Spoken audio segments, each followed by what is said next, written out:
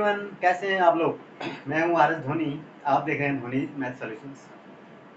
आज के इस वीडियो में हम लोग शुरू करेंगे ये जो आपका स्टैंडर्ड का जो सैम्पल क्वेश्चन पेपर आया है, ठीक है, for your examination, board examination, जो कि आपका जो अभी आप जो नेक्स्ट 2025 में जो देंगे, ठीक है ना, उसके लिए जो लेटेस्ट सीबीएसई के सैम्पल क्वेश्चन पेपर रिलीज किए हैं, तो उन्हीं की उनको सॉल्व किया है। पहले मैंने बेसिक को भी सॉल्व कर दिया है। तो स्टैंडर्ड वाले बच्चे हैं आप, तो आपको बेसिक भी देखना जरूरी है, ठीक है ना। बेसिक को आप जरूर देखें। हाँ, ये जो बेसिक दे रहे हैं वो स्टैंडर्ड को स्किप कर सकते हैं, ठीक है, लेकिन मैं तो ये सजेस्ट करूँगा स्टैंडर्ड वालों को दोनों पेपर को प्रैक्टिस कर लेनी चाहिए। तो आज हम स्टैंडर्ड वाले जो पेपर है आपका सैम्पल क्वेश्चन बुक को सॉल्व करेंगे, पूरे क्वेश्चन पेपर को सॉल्व करेंगे विद फुल डिटेल, ठीक है ना। इसमें बेसिकली कोई डिफरेंस नहीं है। जो पिछली बार क्वेश्चन पेपर था सेम पैटर्न है, कोई पैटर्न में कोई डिफरेंस नहीं है। सिर्फ फर्क है, डिफरेंस है क्या है वो, that is the question change हो गया आपके, ठीक है। अदरवाइज सेम फॉर्मेट, वही सेक्शन, उतने ही section A B C D, ठीक है। और वही लास्ट के 3 क्वेश्चन आपके केस स्टडीज बेस्ड क्वेश्चन है। 1 से 20 तक आपके एमसीक्यू है, जिसमें 1 से 18 तक एमसीक्यूज है, और 19-20 आपका एसेशन बेस्ड क्वेश्चन है, ठीक है ना। फिर उसके बाद 2 मार्कर है, 3 मार्कर है, और फिर 5 मार्कर, ठीक है। तो इसी पैटर्न वही है सेम, और कोई चेंज नहीं हुआ है, ठीक है। बस क्वेश्चन डिफरेंट कर दिए गए हैं। आप तो शुरू करते हैं, ठीक है, सॉल्व करना क्वेश्चन नंबर 1 से। और इन क्वेश्चंस को आप प्रैक्टिस जरूर करें, ठीक है ना, स्किप नहीं करनी आपको। PYQ और ये पैटर्न जो सैम्पल क्वेश्चन पेपर है, इसलिए सीबीएसई रिलीज करती है। और इससे प्रीवियस के जो क्वेश्चन पेपर थे उनको भी आप जरूर प्रैक्टिस करें, जो सैम्पल क्वेश्चन पेपर है उनको भी, ठीक है, क्योंकि कोई फॉरवर्ड चेंज से आपकी प्रैक्टिस अच्छी खासी बनी रहेगी, ठीक है। चलिए, तो सबसे पहले शुरू करते हैं सेक्शन ए से। सेक्शन ए का क्वेश्चन नंबर 1 है, दैट इज योर क्या कहता है, the graph of a quadratic polynomial px passes through the points -6 0 0 -30 4 -20 and 6 0। The zero जो पॉलिनोमियल आ रहा, तो क्या होता है आपको पता है, ग्राफ कोई भी पॉलिनोमियल x को जहां जहां काटता है उस पॉइंट्स के जो x कोऑर्डिनेट होते हैं, ठीक है, जो वैल्यू ऑफ x होती है वो कि y तो जीरो होगा वहां पर, वही उसके क्या होते हैं, जीरोज होते हैं। तो ये कहाँ कहाँ काट रहा है, जो क्वेश्चन नंबर 1 है आपका, इट इज योर -6 0। कहाँ पर काट रहा है, -6 0, ठीक है। दूसरा क्या है, 0 -30। थर्ड पॉइंट क्या दिया हुआ है, 4 -20, ठीक है। And it is next your 6 0 6। तो ग्राफ आपका जो है इन पॉइंट्स पर काट रहा है। आपको ये देखना है कि एक्स पे कहाँ कहाँ काट रहा होगा। एक्स पे काटने का मतलब कहाँ होगा, एक्स वहां पर काट रहा होगा जहां पर वाई की वैल्यू 0 होगी। मतलब एक तो ये काट रहा होगा यहाँ पर वाई की वैल्यू 0 है, और एक कहाँ पर है, यहाँ पर है, ठीक है ना। तो इन दो पॉइंट्स पर एक्स पे काटेगा, तो ये एक्स कोऑर्डिनेट कौन से होंगे, तो जीरोज आर जो हमारे रिक्वायर्ड जीरो जाएंगे -6 एंड 6, ठीक है ना। क्यों, क्योंकि सिर्फ यही दो पॉइंट होंगे जहां एक्स में ग्राफ काट रहा होगा आपको, ठीक है ना। ये इस पर एक्स पे नहीं काट रहा होगा, ठीक है, और पॉइंट पर काट रहा है। ये जीरो है तो ये वाई एक्स जीरो है, तो ये वाई एक्स पे काट रहा है, ये कहीं और पॉइंट पे काट रहा है। तो जीरो यार -6 and 6, so D is your correct answer, ठीक है ना। तो क्या है आंसर आपका इसका, डी, ठीक है। चलिए नेक्स्ट में चलते हैं। The value of k follows the system of equations 3x plus k 3x minus ky। दूसरा इक्वेशन देखो, 3x minus ky and is equal to 7, sorry 3x minus ky is equal to 7, and the second equation है 6x plus 10y is equal to 3। 6x plus 10y is equal to 3। ये question दिया है, k की value निकालनी है जिसके लिए inconsistent हो जाए। क्या हो जाए ये, इनकंसिस्टेंट। तो इनकंसिस्टेंट के लिए आपको कंडीशन पता होनी चाहिए। क्या होता है, a1/a2 is equal to b1/b2 is not equal to c1/c2। यही तो होती है। इनकंसिस्टेंट के लिए क्या है, अगर ये बराबर, ये देखो ये अगर बराबर होने चाहिए मगर c1/c2 के बराबर नहीं होना चाहिए, in case this pair will be inconsistent. तो आपको निकालनी वैल्यू ऑफ k, ठीक है। तो k निकालनी है, तो आप देखो यहाँ से वैल्यू रखो। a1 क्या है, coefficient of first equation, coefficient of x in the first equation 3। Similarly this is 6, a2 6। b1 coefficient of y होता है, that is -k upon b2 क्या है 10, ठीक है ना, इज इक्वल टू, अब यह और यहाँ पर निकाल लो क्या, c1/c2 को निकाल लेता हूँ। c1/c2 को देख लो क्या है, ये 7/3। डेफिनेटली ये क्या है, this implies 1/2 is equal to -k/10।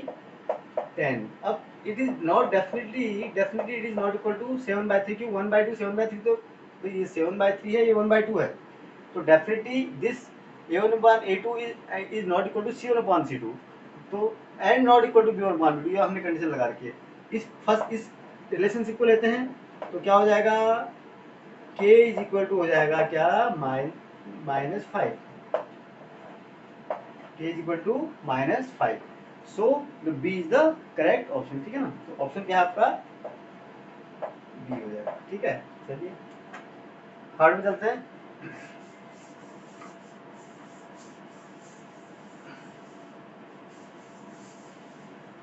Third question क्या कहता है, which of the following statement is not true. देखो ध्यान देना, नॉट ट्रू कहता है, ट्रू नहीं है, ट्रू नहीं पूछ रहा, नॉट गलत बताना है आपको, सारे सही, एक ही गलत है, ठीक है ना। तो क्या है, a number of seconds can be drawn at any point of the circle. हाँ एनी, देखो ये सर्कल, तो क्वेश्चन नंबर सब हर स्टेटमेंट को राइज करते हुए चलो, एक सर्कल है, एक पॉइंट ले लेता हूँ इस पर, तो इस पर तो कितने ही सेकंड खींच सकता हूँ, सेकंड तो क्या होती है ना, जो ठीक है ना, infinite second definitely you can, ठीक है। फर्स्ट तो ट्रू है, only one tangent can be drawn at any point on a circle, and बिल्कुल किसी एक पॉइंट पर हम एक ही टेंजेंट खींच पाएंगे, ये भी ट्रू है, this is the also true. A cord is a line segment joining 2 points on the circle, बिल्कुल सही बात है। क्या है कॉर्ड, वही लाइन, कॉर्ड क्या होता है, any line segment, a cord is a line segment joining 2 points on the circle, एक इसी को तो कॉर्ड बोलते हैं, बिल्कुल सही है। डी क्या है तो आपके पास डी ही होना चाहिए आंसर, ये भी गलत होना चाहिए।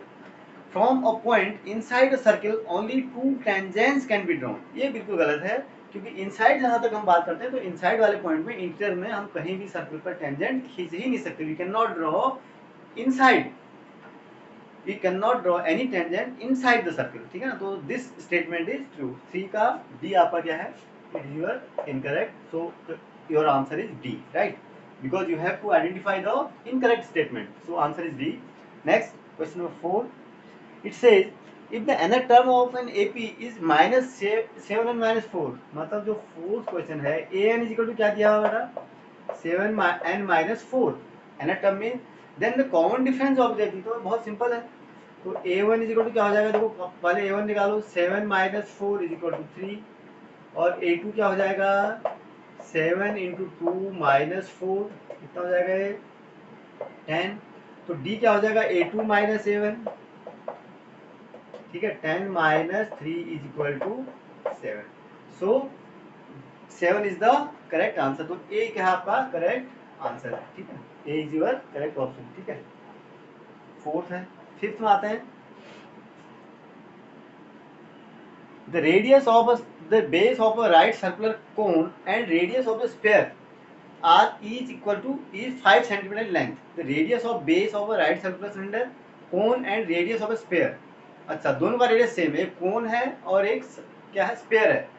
if the volume of cone is equal to the volume of the sphere then the height of the cone is, भाई देखो क्या है, सिंपल सा है, ये कह रहा है वॉल्यूम ऑफ कोन क्या होता है, 1/3 pi r square h is equal to 4/3 pi r cube, ठीक है, यही तो कह रहा है, दोनों का रेडियस सेम है, यहाँ पर भी आर है, यहाँ पर भी आर है, दोनों का वॉल्यूम भी सेम है, now you have to find the height of the cone, तो पाई से पाई कैंसिल, 1/3 से 1/3 कैंसिल, आर स्क्वायर से आर स्क्वायर कैंसिल, ठीक है, आर बच गया, तो h is equal to this implies, h ही पूछ रहा है आपको, h is equal to 4 r, h is equal to 4 r, अब लेकिन आर कितना है, 5 सेंटीमीटर, तो this is equal to 4 × 5, so 20 centimetre, कितना हो, B is the correct answer, fourth का फिफ्थ का बी, बी क्या है इसका करेक्ट आंसर, ठीक है। चलिए सिक्स में, if tan theta is equal to 5/2,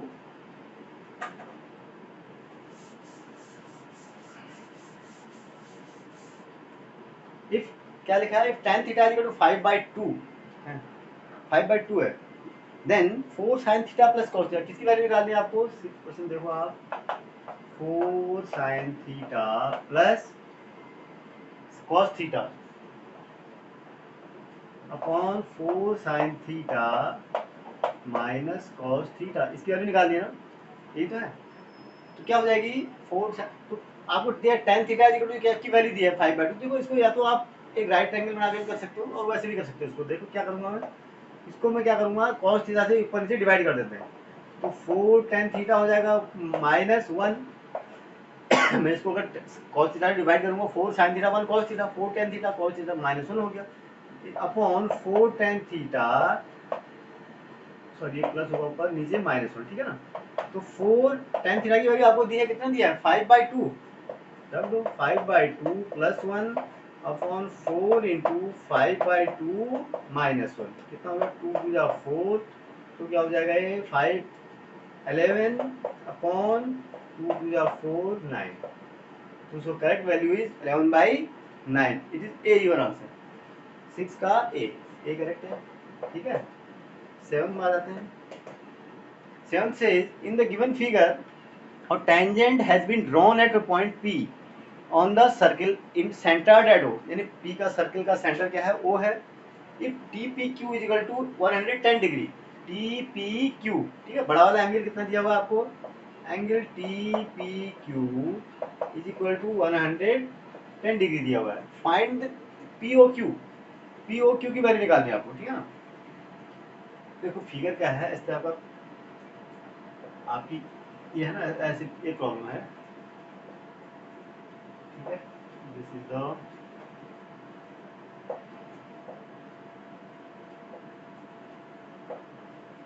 ठीक है, ये एंगल आपको, ठीक है, ये टी पी क्यू और ये ओ, ठीक है, इस द फिगर। ना आपको निकालना है, ये एंगल दिया हुआ है। अब आप जानते हो एंगल ये कितना होता है, TPO, angle TPO is equal to कितना होता है 90 डिग्री। क्यों, radius through the point of contact is perpendicular to the tangent, ठीक है। तो इसका मतलब ये क्या, ये एंगल कितना हो जाएगा, therefore this implies angle OPQ, OPQ is equal to this angle, पूरे इस होल एंगल में से TPQ में से आप क्या करोगे, TPO माइनस कर दोगे, तो 110 माइनस 90 डिग्री कितना हो गया 20 डिग्री, ठीक है। अब ये एंगल 20 है आपका छोटा वाला। अब आपको निकालना क्या है, यही तो निकालना है मेरे ख्याल से, POQ निकालना है। तो POQ निकालना है, तो अब देखो OP is equal to also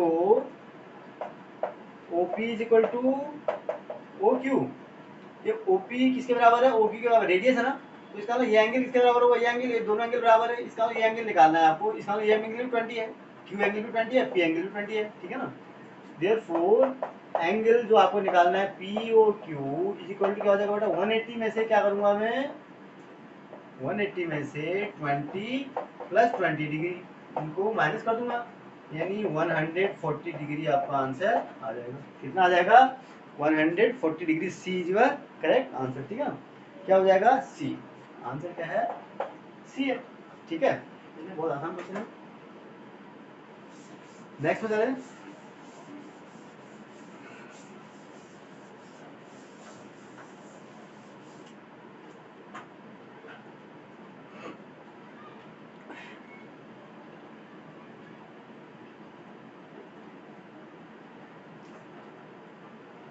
A quadratic polynomial having zeros -√5/2 and √5/2 is, तो इसमें क्या है, जो 8 क्वेश्चन है, आपका क्वाड्रेटिक पॉलिनोमियल क्या होता है, पहले इसका सम निकाल लो, ठीक है ना। x² माइनस सम, इनका सम क्या हो जाएगा, माना सम ऑफ जीरो क्या हो जाएगा,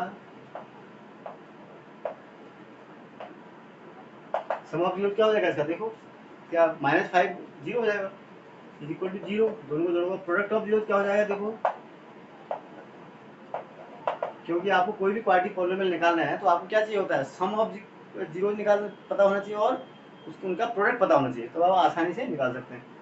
तो प्रोडक्ट ऑफ जीरो क्या हो जाएगा बेटा, क्या हो जाएगा 5/2 इंटू 5/2, ठीक है, with negative sign, it is your 5/2 with negative sign, ठीक है ना, ये हो जाएगा। तो -5/2 इसका प्रोडक्ट है, ठीक है। चलिए, तो रिक्वायर्ड क्वाड्रेटिक पॉलिनोमियल जो हो जाएगा,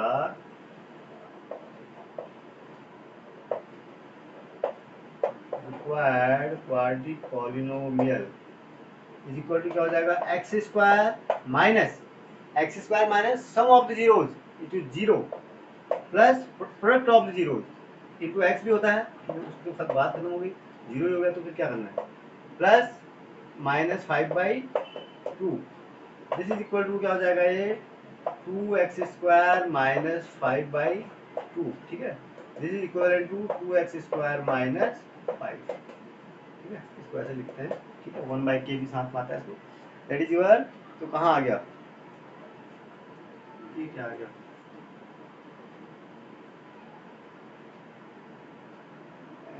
the quadratic polynomial having zeros -5/2 and this is, तो ये क्या है 2x² minus 5, O this is अच्छा 8x, आंसर आपको क्या दिया है, आंसर इसने क्या दिया, देखो इसको मैं ऐसे भी लिख सकता हूँ, इसको अगर मैं 4 किससे मल्टीप्लाई कर दूँ, 8x² माइनस 20 लिखा है इसने, आंसर क्या लिखा है 8x², इसको 4 से मल्टीप्लाई कर दूँ, ठीक है, इसको मैं 16 से मल्टीप्लाई करता हूँ, तो अगर मैं इस पूरी क्वेश्चन को 16 से मल्टीप्लाई कर दूँगा तो क्या हो जाएगा, देखो क्या हो जाएगा ये 16/2 2x² माइनस 5, ठीक है, अच्छा इसको 16 से 8 से मल्टीप्लाई करो, सॉरी किससे मल्टीप्लाई करो 8 से, 8/2, ठीक है, तो क्या हो जाएगा ये, देखो 8/2 4 से 100 मल्टीप्लाई हो जाएगा तो 8x² माइनस 20, थोड़ा सा घुमाने का काम कर रखा है, it is answer your B, correct answer is B, कोई ऐसे कंफ्यूज होने की बात नहीं है, ठीक है ना, करेक्ट आंसर बी कौन सा है, क्वेश्चन नंबर 8, ठीक है, 9 में चलते हैं, थोड़ा सा ऑप्शन मिलाने में आपको कंफ्यूजन कर रखा है, अदरवाइज इट इज नथिंग, ठीक है, क्वेश्चन नंबर 9 में चलते हैं,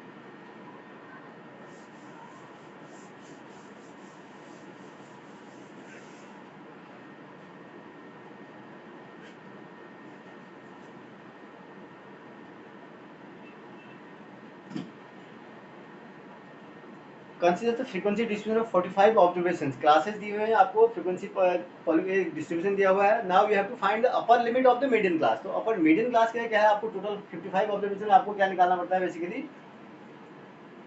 अपर limit of the median class, मतलब आपको क्या निकालना है, क्यूमुलेटिव फ्रीक्वेंसी ग्राफ आपको टेबल बनानी पड़ेगी, देखो कैसे है, तो ये क्या दिया है 0 से 10, 10 से 20, 20 से 30, 30 to 40, हाँ देखो 40 to 50 तक, ठीक है, नाउ 5 9 15 10, 5 9 15 10 एंड 6, ठीक है,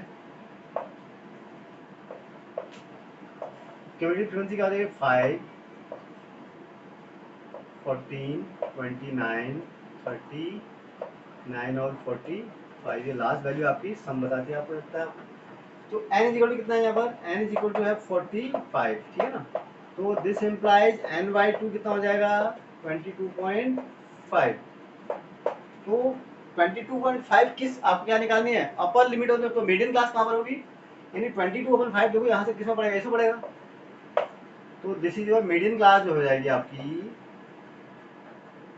मीडियन क्लास इज 20 23 22 30, तो इसकी क्या आपको क्या पूछा है, अपर लिमिट, तो अपर लिमिट क्या हो जाएगी आपकी 30, तो आंसर कौन सा है 30 का मतलब हो गया आंसर सी, ठीक है, सी है, 9 का सी। 10 में आते हैं, 10 क्वेश्चन देखते हैं, ठीक है, 10 क्वेश्चन देखो, इसमें क्या है, फिगर है, सर्किल दी हुई आपको, ठीक है, सर्किल दिया हुआ है ऐसे, ठीक है, और आपको क्या कर रहा है, दो कॉर्ड हैं ऐसे, ठीक है, A B and C D, A B and C D, C D O का इंटरसेक्ट करते हैं, ठीक है, और ये एंगल आपको दिया हुआ है and this is also equal to this much, ठीक है, तो दिया हुआ है, अब एक चीज देखो, अच्छा ये भी आपको ये ज्वाइन भी किया हुआ है, ठीक है, ज्वाइन ऑल्सो, नाउ देखो इसमें क्या है, इन ट्रायंगल आपको जो पता करना है वो पता करना है कि ये दोनों का है, angle B O C is equal to T की, O A is equal to O D दिया हुआ है, आपको मार्क किया हुआ है, देन आपको ये पता करना है O D A and O B C किस टाइप के ट्रायंगल हैं, आइसोसेलेस है, इक्विलैटरल है, सिमिलर है, दुनिया भर के 4 ऑप्शन आपको दिए हुए हैं, ठीक है ना, तो पता करते हैं, भाई ये ट्रायंगल तो आइसोसेलेस है ही है, दिया हुआ है, इट इज गिवन। ठीक है, इसका देखते हैं क्या है। तो अगर ये है इन ट्रायंगल, क्या किसमें कौन कौन सी बात कर रहा है, in triangle ODA and triangle OBC, क्या हो जाएगा, देखो OA इज इक्वल टू क्या हो जाएगा, angle angle BOC, angle AOD, angle AOD angle AOD is equal to angle COB, vertically opposite angle. तो ये एंगल इस एंगल के बराबर होगा कि नहीं होगा, वर्टिकली अपोजिट, ये 80 है तो ये भी 80 होगा, एक तो ये हो गया। दूसरा क्या है, एंगल, इस एंगल को देखो आप, angle ADO is equal to angle कौन सा, एंगल जो ADO है, यानी ये वाला एंगल कौन सा, angle ADO is equal to angle CBO। ये एंगल के बराबर होगा, क्यों, angles in the same segment, आपने 9th क्लास में पढ़ा होगा कि angles in the same segment है, ये इसी सेगमेंट बनने, देखो इसको अगर मैं ज्वाइन करूँ थोड़ी देर के लिए, तो इसी सेगमेंट के लिए ये भी एंगल बन रहा है और इसी सेगमेंट के लिए ये भी एंगल बन रहा है। तो दिस इम्प्लाइज ट्रायंगल क्या हो गया, ODA is similar to triangle OBC, किससे, ए सिमिलरिटी कंडीशन लगा दो आपने, ए सिमिलरिटी कंडीशन सिमिलर तो है ये। अब आइसोसेलेस तो पहले ही दिया हुआ है ना, ये तो आइसोसेलेस है, तो सिमिलर है, तो ये भी तो आइसोसेलेस होंगे डेफिनेटली। एक ट्रायंगल, दो ट्रायंगल है, एक ट्रायंगल तुमको आपको पता है कि कौन सा है, आइसोसेलेस दिया, तो दूसरा भी डेफिनेटली आइसोसेलेस ही होगा अगर सिमिलर है तो सिमिलर हमने प्रूव कर दिया। तो ऑप्शन कौन सा होगा, B is your correct option. ये क्या है, सिमिलर तो है और साथ में अन्य आइसोसेलेस तो है, साथ में सिमिलर भी है, ठीक है ना, आइसोसेलेस एंड सिमिलर है, 10th का बी होगा। चलिए नेक्स्ट क्वेश्चन 11th में चलते हैं। ठीक है, 11th क्वेश्चन क्या बोलता है, इट सेज, पढ़ो जरा क्वेश्चन को,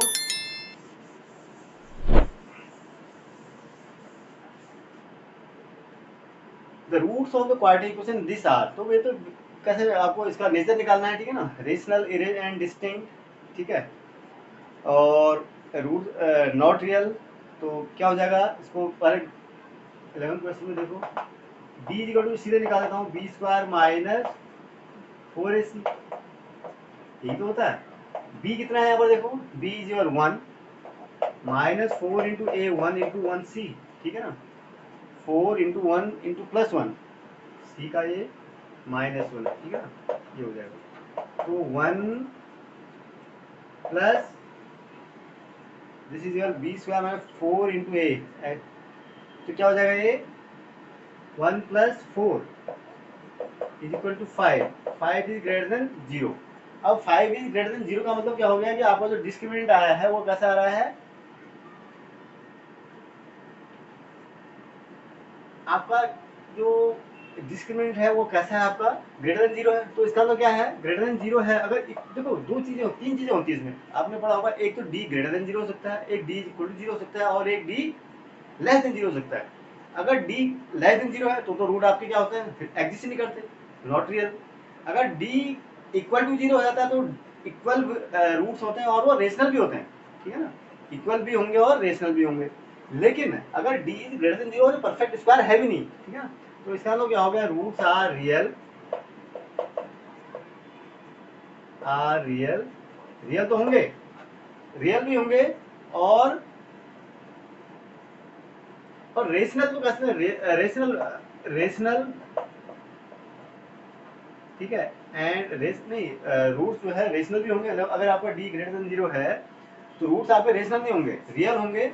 और रियल में आप क्या होता है, अगर ये देखो 0 होता तो ये स्क्वायर रूट होता, कंप्लीट निकल जाता, लेकिन क्या है 5 है, 5 भी ग्रेटर देन एंड डिस्टिंक्ट भी होंगे, ठीक है ना, डिस्टिंक्ट भी होंगे और रियल भी होंगे, ठीक है ना, डिस्टिंक्ट एंड इरेशनल होंगे, बिल्कुल कैसे होंगे, इरेशनल ही होंगे, ठीक है ना।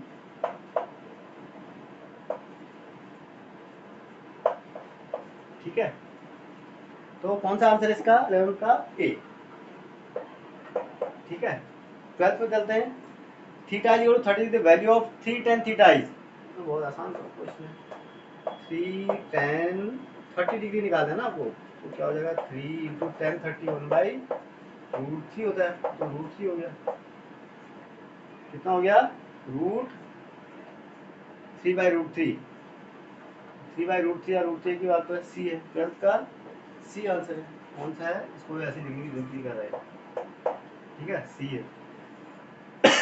the volume of a solid hemisphere is 396/7 centimeter cube. The total surface area of the solid hemisphere is, hemisphere है, इसका वॉल्यूम कितना है बेटा?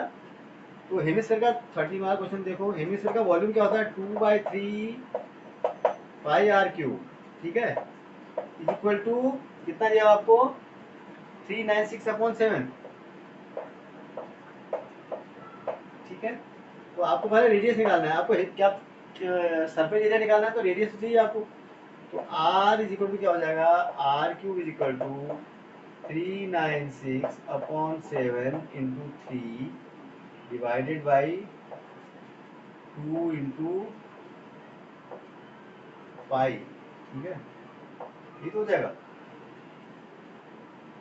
तो इसको पाई की वैल्यू भी रख लो आप, तो पाई की वैल्यू क्या? 22/7, ठीक है ना, ये हो जाएगा। r³ इक्वल टू 396/पाई रख दिया और 3/2 हो गया, ठीक है।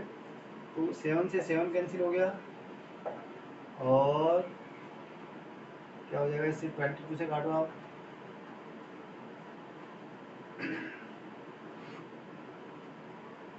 और इससे काटो आप 11 से काटो, 11 2 जा 2, और 11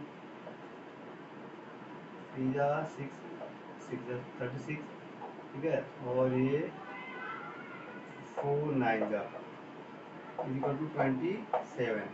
तो r इज इक्वल टू आ गया 3 सेंटीमीटर, ठीक है ना। Now you have to find the area, surface area of the solid. Total surface area कितना हो जाता है? अब हेमिस्फीयर का टोटल सरफेस एरिया क्या होता है? 2πr² प्लस πr², 3πr² होता है, ठीक है। क्या होता है? 3πr²। तो 3 इंटू 22/7, पाई में तो नहीं निकालना कहीं, स्क्वायर सेंटीमीटर, इंटू r², 22/27 का स्क्वायर, इसको कैलकुलेट करो सेंटीमीटर, जो भी आपका आंसर आ रहा हो इसको आप निकाल सकते हैं, ठीक है ना। तो पाई तो आपको रखनी है, ठीक है, पाई की वैल्यू रखो आप।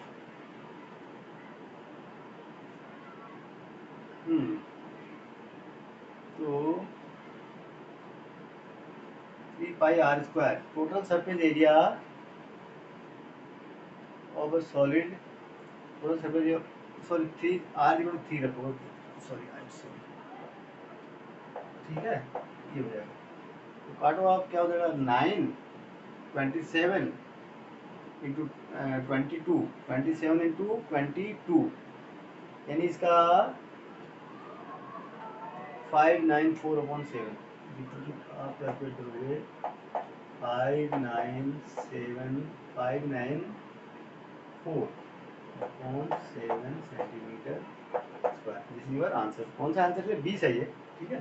कौन सा आंसर है? बी सही है, ठीक है। चलिए कैलकुलेशन कर लो, कोई दिक्कत नहीं, सिंपल क्वेश्चन है। स्टैंडर्ड के पेपर के हिसाब से तो it is not difficult one, ठीक है। चलिए अगले में चलते हैं, 14 में चलो। In a bag containing 24 balls, 4 are blue, ठीक है। तो 14 क्वेश्चन देखो, ब्लू कितने हैं? 4 है, और 11 आर ग्रीन, ग्रीन कितने हैं? 11, एंड रेस्ट आर वाइट। तो टोटल कितने हैं? तो वाइट कितने हो गए? 24 थे ना, यानी 9 वाइट हो गए इसका मतलब, ठीक है ना, ठीक है। One ball is drawn at random. The probability that the drawn ball is white in color. तो क्या हो जाएगा? P white, PW is equal to क्या हो जाएगा आपका? नंबर ऑफ फेवरेबल आउटकम कितना हो जाएगा? 9, और टोटल कितना है? 24, 3/8, B। सिंपल क्वेश्चन है, इट इज योर B।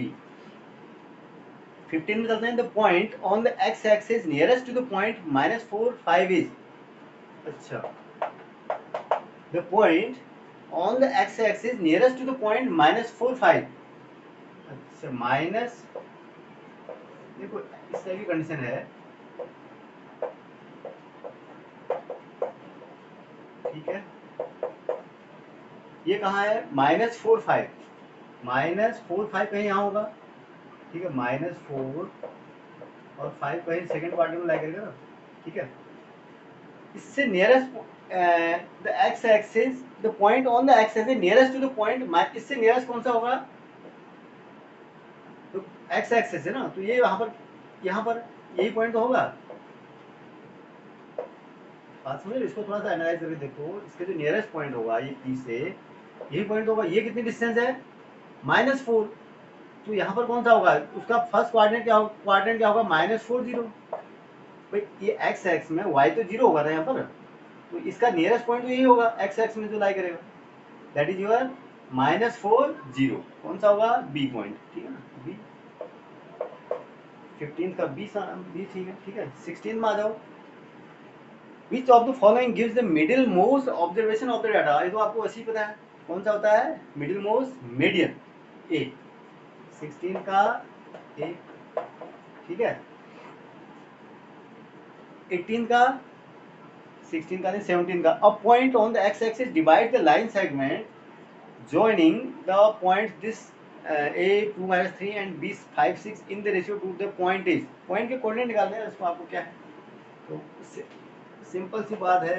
तो कोऑर्डिनेट क्या होते हैं, mx2 plus nx1 upon m plus n, ny2 plus ny1 upon m plus n, ठीक है ना, यही तो होता है। तो पॉइंट अब क्या है यहाँ पर, जो m और n की जगह 1 है, तो क्या हो जाएगा 1 × 5, कोऑर्डिनेट जाएंगे 1 × 5 प्लस 2 × 2 अपॉन 1 + 2, ये तो एक्स कोऑर्डिनेट हो गया। वाई कोऑर्डिनेट क्या हो जाएगा, 1 × 6 प्लस 2 × -3 अपॉन 1 + 2, ये आपके कोऑर्डिनेट हो गए, ठीक है ना। देखो क्या होता है, 4 + 5 9/3, 3 हो गया, और ये कितना हो गया, -6 + 6 0, ये हो गया 0। तो कोऑर्डिनेट क्या हो गया, 3 0, आ रहा है कोई 3 0, yes, C is the correct answer. C क्या है, 17 का C is the correct answer, ठीक है। 18 में चलते हैं। 18 क्या कहता है, a card is drawn from a well shuffled deck of playing cards. The probability of getting red face card is red face card। पहले तो आपको पता चाहिए फेस कार्ड कितने होते हैं, ठीक है। फेस कार्ड कौन से होते हैं आपके, फेस कार्ड कौन कौन से होते हैं आपके, जो एक जे, एक, ठीक है, और किंग, ठीक है ना, तीन आपके फेस कार्ड होते हैं, और 3 रेड होंगे, सॉरी 6 रेड होंगे, ठीक है, और 6 ब्लैक होते हैं। ये आपको पता है ना, इतना टोटल कितने रेड कार्ड होते हैं, 6 रेड। टोटल जो आपके कार्ड होंगे वो कितने होंगे, 12 फेस कार्ड होते हैं, 12 फेस कार्ड, ठीक है। इन ऑल कितने होते हैं, 12, यानी number of all favourite outcome कितने हो गए, 12, ठीक है। और the probability of getting a red face card कितना होता है, 6। तो दिस इज योर 1/2, तो प्रोबेबिलिटी कितनी हो जाएगी, 1/2। 18 का बी, ठीक है।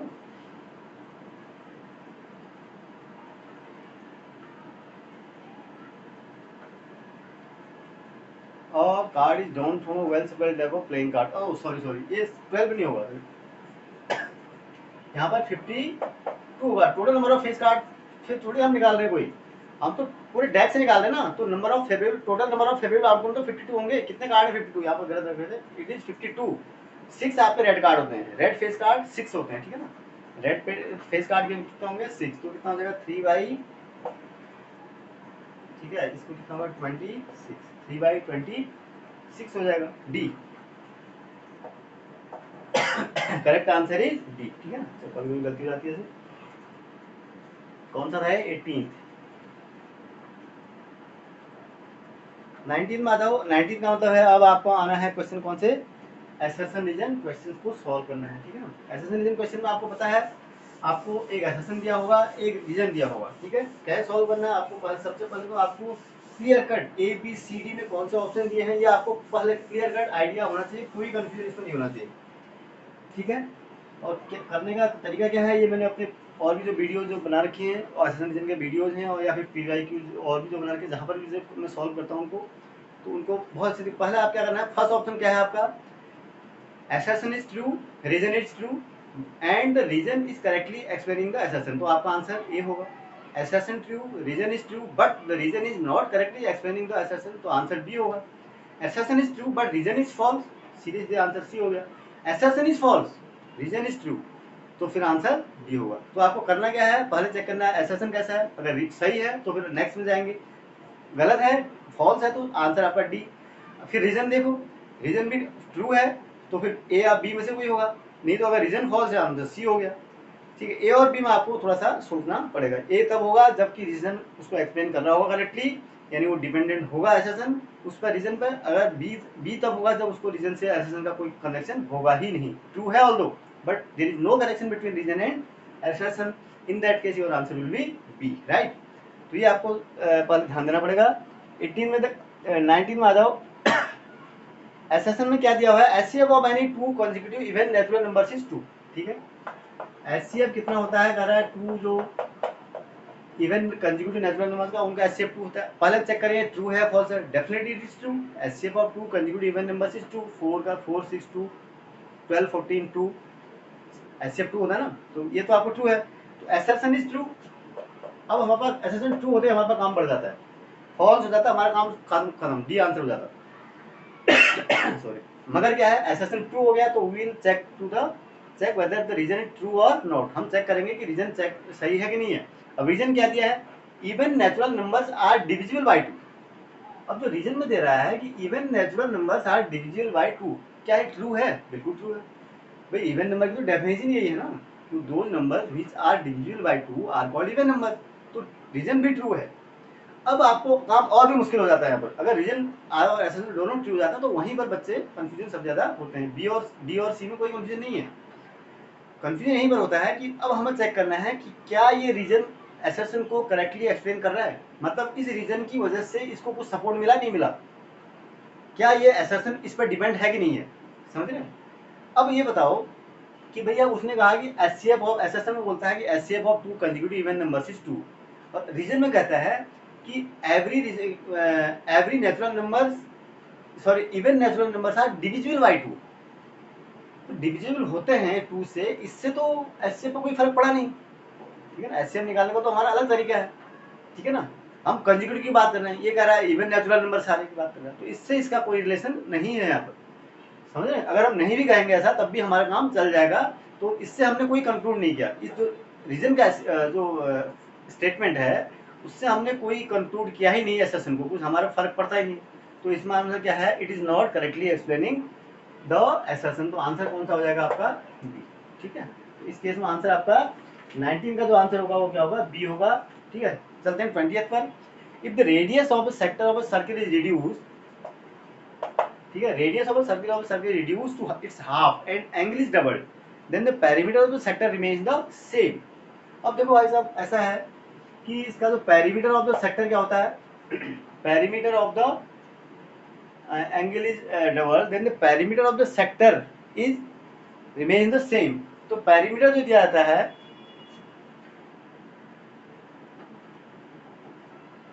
पेरीमीटर ऑफ द सेक्टर जो होगा वो क्या होगा,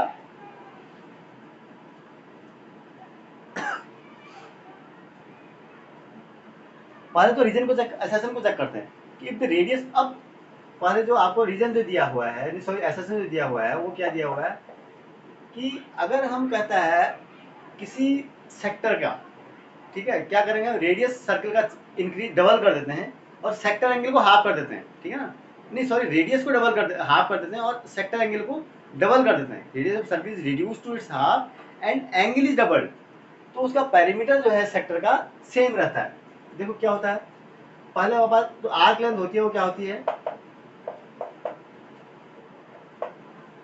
आर्क लेंथ इज इक्वल क्या होता है हमारे पास, पाई आर थीटा अपॉन 180 डिग्री। ठीक है, पहले केस में अगर इसको हम क्या करें, सर्किल को हाफ कर दें और एंगल को डबल कर दें, यानी तो नया न्यू लेंथ क्या हो जाएगी हमारे पास, न्यू लेंथ क्या हो जाएगी, देखो पाई आर को हमने क्या किया, r/2 कर दिया, इंटू थीटा को क्या कर दिया, 2 थीटा कर दिया अपॉन 180। ठीक है, ये तो हमारे पास आर्क लेंथ की बात कर रहा है, ठीक है ना। तो क्या हो गया, ये पाई आर क्या हो जाएगा, इससे कट गया, तो पाई आर वही पाई आर थीटा अपॉन 180 ही रहेगा, ठीक है। लेकिन अब आप थोड़ा सा कंफ्यूज मत होना, यहाँ पर क्या है, पेरीमीटर और आर्क लेंथ में फर्क है।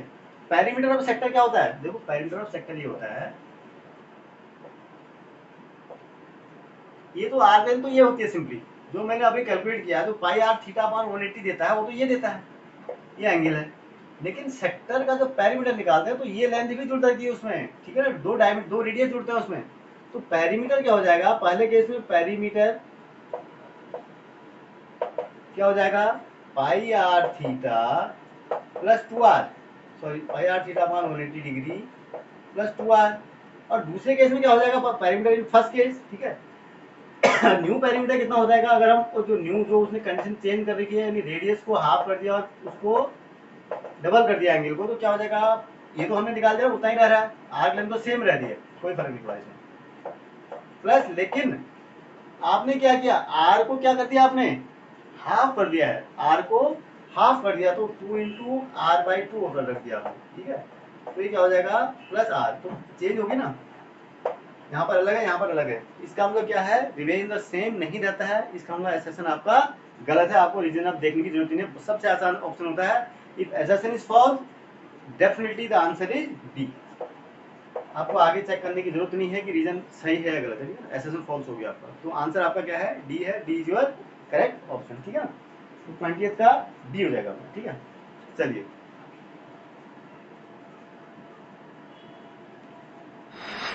ठीक है, चलिए चलिए सेक्शन बी देखते हैं, ठीक है। सेक्शन बी का क्वेश्चन नंबर 21, ठीक है, ये 2 मार्क क्वेश्चन है।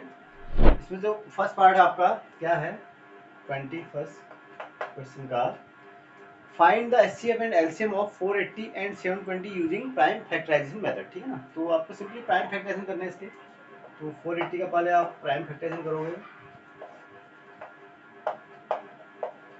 ठीक है, इस तरीके से।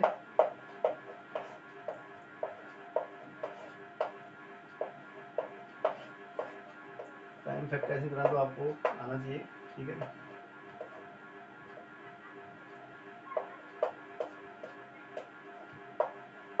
इसी तरीके से आप क्या करोगे, इसका प्राइम फैक्टराइजेशन किसका करोगे, दूसरा नंबर क्या दिया हुआ आपको 720, ठीक है। 720 का प्राइम फैक्टराइजेशन कैसे होगा, ठीक है।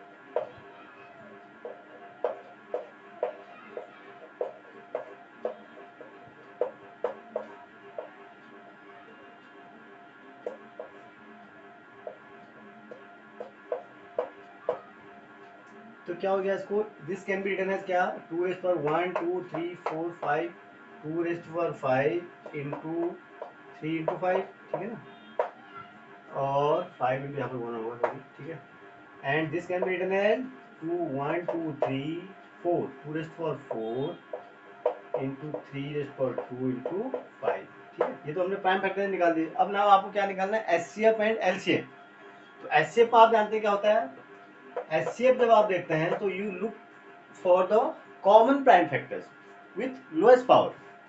पहले तो देखेंगे कॉमन कौन से, देखो 2 है, 2 भी यहाँ पर है, यहाँ पर भी है, ठीक है। लोएस्ट पावर कौन सी है, 2⁴, तो 2⁴ ले लेंगे।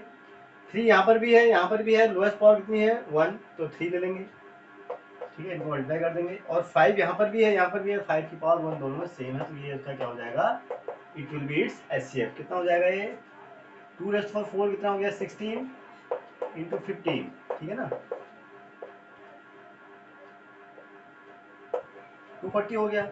एलसीएम क्या हो जाएगा बेटा, एलसीएम को आप क्या कर सकते हैं, you take every prime factor with highest power, 2 की पावर 5, 2 की पावर 5, ठीक है, हाईएस्ट पावर 3, यहाँ पर 3 की पावर 2 है, तो 3 की पावर 2 लेंगे आप, एंड 5 में तो 1 है, तो 5 ही लेंगे आप, ठीक है। तो कितना हो गया देखो, 2 की पावर 5 कितना हो गया, 2 की पावर हो गया 32 इंटू 9 इंटू 5, हो गया 32 इंटू 45, तो इसको मल्टीप्लाई कर दो ऐसे आप इंटू 5, ठीक है, ये इसका एलसीएम हो गया। सो 240 and 14180, 1440 is your LCF and LCM respectively, ठीक है ना। ठीक है, तो 240 इसका क्या हो गया, एचसीएफ हो गया, और इसका 440 क्या हो गया, एलसीएम हो गया, ठीक है ना। तो ये दोनों चीजें होगी। अब आप और पार्ट में आ जाओ, ठीक है, इसका और पार्ट भी क्या है,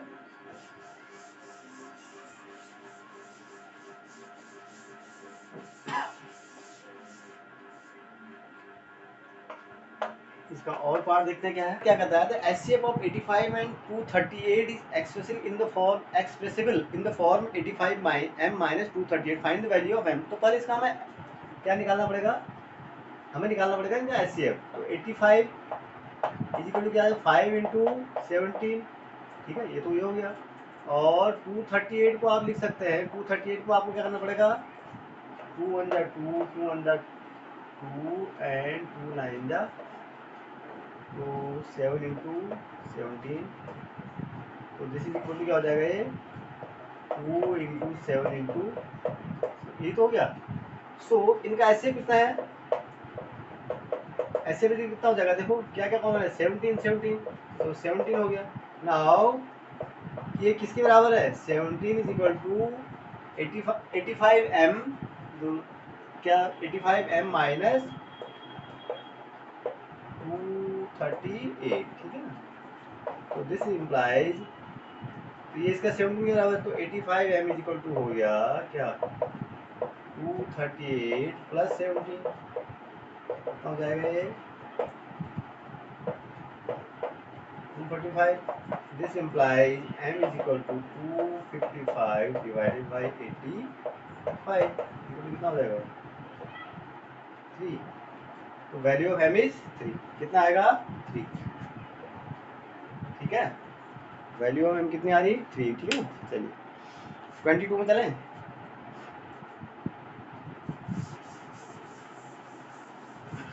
22 क्वेश्चन क्या है, 22 क्वेश्चन से 2 dice are rolled together bearing numbers 4 7 4 6 7 9 11 12। अच्छा, इनमें नंबर 1 2 3 4 भी रखा है।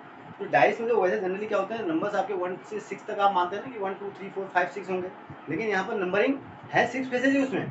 तो जो डाइस में जो नंबर लिखे हैं वो क्या लिखे हैं, 4 6 4 6 7 9 11 7 9 11 और 12 लिखे हुए हैं, ठीक है ना। Find the probability that the product of the numbers obtained in is an odd number. अब 2 डाइस फेंके आपके, तो 2 डाइस फेंकते हैं तो आपको मैक्सिमम जो पॉसिबल आउटकम्स होते हैं वो तो आपको पता है कितने होते हैं, 36 होते हैं। तो total number of possible outcomes,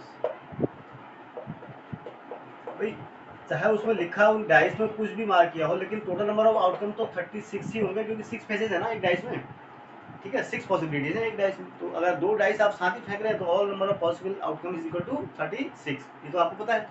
now अब आपको सोचना ये है कि इनका प्रोडक्ट कब जो है ऑड नंबर आएगा, ठीक है। तो फेवरेबल आउटकम कौन कौन से, देखो ध्यान से देखना। तो नंबर ऑफ फेवरेबल आउटकम कितने होंगे, देखो पहले कौन कौन से होते हैं ये पता कर लेते हैं। फेवरेबल आउटकम्स मतलब आर, मतलब फेवरेबल आउटकम का मतलब जब ऐसे कौन से आउटकम होंगे जिनमें प्रोडक्ट उनका ऑड नंबर होगा। भाई ऑड नंबर का प्रोडक्ट होने के लिए क्या होना चाहिए, दोनों नंबर्स को ऑड होना चाहिए। एक इवन हो गया, मतलब 2 और 3 को मल्टीप्लाई करेंगे तो 6 इवन आ जाएगा, 2 और 2 को मल्टीप्लाई करेंगे तो 4 आएगा, 3 और 3 को मल्टीप्लाई करेंगे तो ऑड आएगा। तो मतलब ये हो गया कि both the number should be odd. तो ये कब पॉसिबल है, यानी पहले में अगर 7 आए तो दूसरे में भी 7 आए, ठीक है, 7 9 ये हो जाएंगे, 7 11 ये हो जाएंगे, और फिर क्या हो जाएगा 9 7 और 9 11, ठीक है। नेक्स्ट 9, तो अच्छा 9 की तो बचे नहीं, ठीक है, 9 7 9 11 और अच्छा 7 7 भी हो, 9 9 भी होगा ना, 9 9, ठीक है। उसके बाद 11 7, ठीक है, ये भी हो सकता है, 11 9 और 11 11। तो इन केसेस में क्या आ सकता है, ऑड नंबर प्रोडक्ट आएगा। अगर ये वाले में 7 आया, दूसरे में 7 आया, तब भी इनका प्रोडक्ट कितना होगा, ऑड नंबर होगा। इसमें भी ऑड, ऐसे सारे कितने पॉसिबिलिटीज है आपकी, 1 2 3 4 5 6 7 8 9। तो कितने नंबर ऑफ फेवरेबल आउटकम कितने हो गए, 9। तो रिक्वायर्ड प्रोबेबिलिटी जो आपको निकालनी है, रिक्वायर्ड प्रोबेबिलिटी इक्वल टू क्या हो जाएगा बेटा, नंबर ऑफ फेवरेबल आउटकम कितने हैं, 9, और टोटल कितने थे, number of favourable outcomes, total number of favourable outcome 36। This is your 1/4। तो आंसर इज 1/4। कौन सा रहा है क्वेश्चन, 22। इसका और पार्ट देखो, और पार्ट में क्या कहता है, how many positive 3 digit numbers have the 100th digit 8 and units digit 5। 100th digit, 100th होना चाहिए, 100th तो स्पेलिंग नहीं है, 100th तो फिर डेसिमल के बाद जाता है ना। चलो खैर मिस्टेक हो सकती है। 100th तो देखो 100th डिजिट कौन होता है, 1 बाई जो डेसिमल के, जैसे 0.02 है, ये 100th डिजिट है। यहाँ पर 10th डिजिट है ये 100। जैसे नंबर कोई है, थोड़ा सा इसमें मिसप्रिंट है,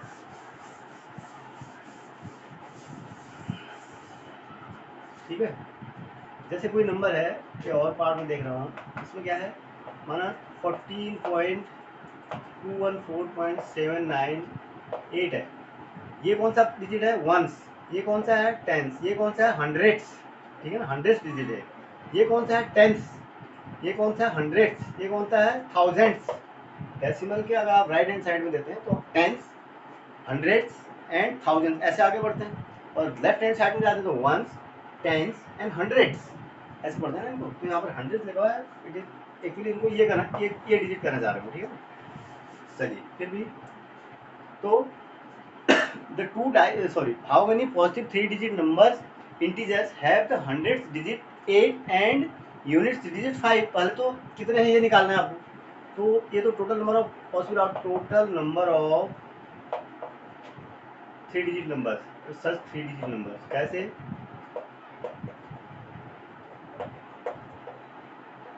कौन से 3 डिजिट नंबर, जिनमें 100 डिजिट क्या हो, 8 हो, और 1 डिजिट क्या हो, 5 हो। कौन से होंगे, कितने होंगे देखो भाई, 8 0 1 ऐसे होंगे ना, और तो कोई हो नहीं सकता।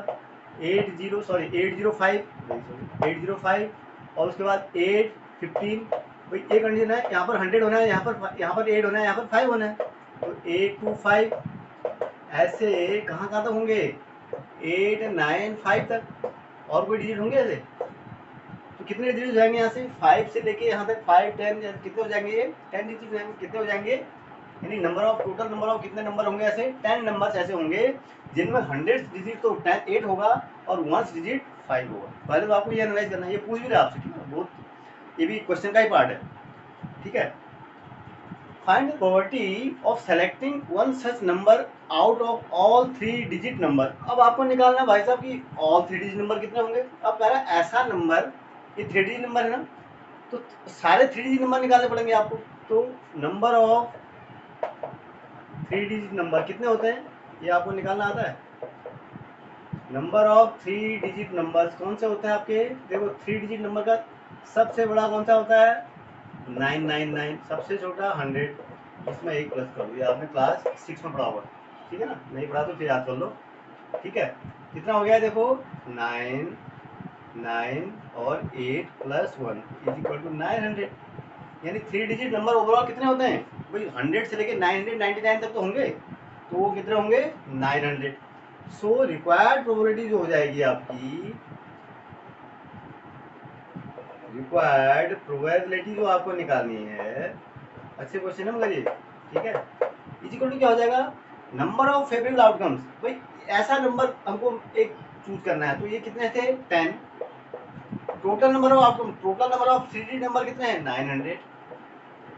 This is equal to 1/90। तो प्रोबेबिलिटी कितनी है, 1/90, ठीक है ना। चलिए 23 में था ना,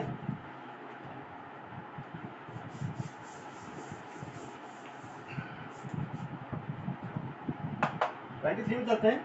23 क्वेश्चन से इवेलुएट, ये तो बहुत आसान क्वेश्चन है। 23 का इसको आप वैल्यू रखते हैं, आपको 2 sin² 60 क्या लिखने हैं, 2 साइन स्क्वायर, पहले मैं क्वेश्चन लिख लेता हूँ, 60 degree minus ten square 30 degree, minus ten square 30 degree upon क्या है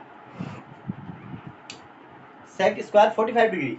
सेक स्क्वायर आपको वैल्यू पता हो तो आप क्या कर सकते हो, आसानी से इनको निकाल सकते हो। तो 2 साइन 30 की वैल्यू क्या होती है, √3/2 का होल स्क्वायर, देखना होल स्क्वायर रखा हुआ है, माइनस टेन 30 की वैल्यू क्या होती है, 1/√3 का whole square, divided by sec 45 की वैल्यू कितनी होती है आपकी, सेक 45 की वैल्यू होती है 1/√2 का उल्टा √2 का स्क्वायर, ठीक है ना। तो ये कितना हो जाएगा, देखो 2 इंटू √3/2, 3/4 हो जाएगा, तो 4 2 से 2 कट गया तो क्या होगा 3/2 माइनस 1/3 अपॉन 2, ठीक है, कितना हो गया देखो, तो ये हो जाएगा आपका 1 बाई कितना था 3, ठीक है, तो 9 माइनस 2 7/3 इंटू 2 7/6 कितनी आ रही है, अगर कैलकुलेशन सही किया तो it is coming out to be 7/6, 7 ये 6 होगा राइट, 7/12 क्या होगा ये 7/12, ठीक है, तो आंसर कितना है 7/12, ठीक है। चलिए सिंपल है, थोड़ा कैलकुलेशन करनी है। 24 find the points on the x axis which is at a distance of √41 units from the point 8 minus 5। तो ये क्या है सिंपल, इसमें आपको डिस्टेंस बनना ही लगाना है।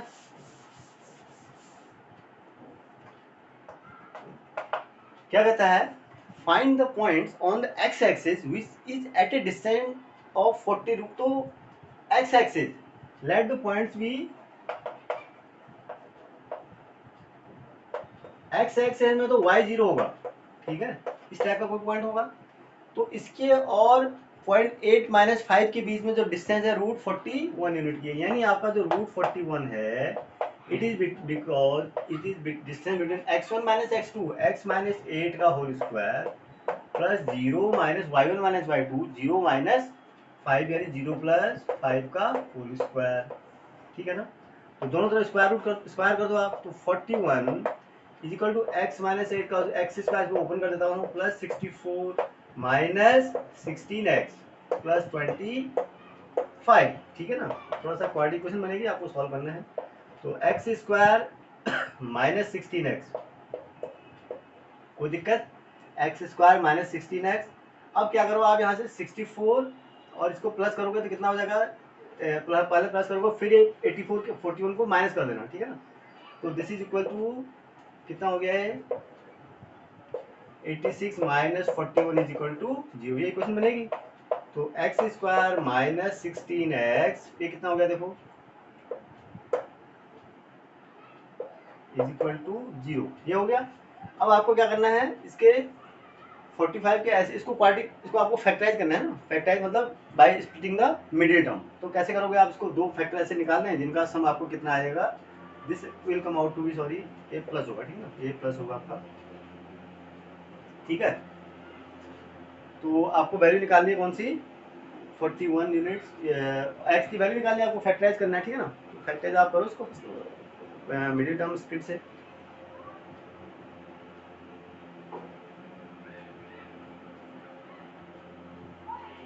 ये कितना होगा 16x 5 इज योर सॉरी ये 9 होगा, ठीक है, ये 9 होगा, अपन मिस्टेक हुई, ठीक है। 89 माइनस 4 क्या होगा 40, दिस 48 होगा, क्या होगा 48 होगा सॉरी, ठीक है। तो आप क्या हो जाएगा, this implies x square minus 12x, 12 और 4 इसके क्या हो जाएंगे फैक्टर हो जाएंगे, minus 12 plus sorry minus 4x plus 48 is equal to 0, ठीक है। This implies x minus 12 minus 4 common लिया, x minus 12 is equal to 0। This implies x minus 12 x minus 4 is equal to 0. This will give you x minus 12 is equal to 0 or x minus 4 is equal to 0. This implies दो values आ रही है, x is equal to 12 और x is equal to 4. This is your final answer. तो values of x are x is equal to 12 and x is equal to 4. ठीक है, चलिए 25 में आ जाते हैं।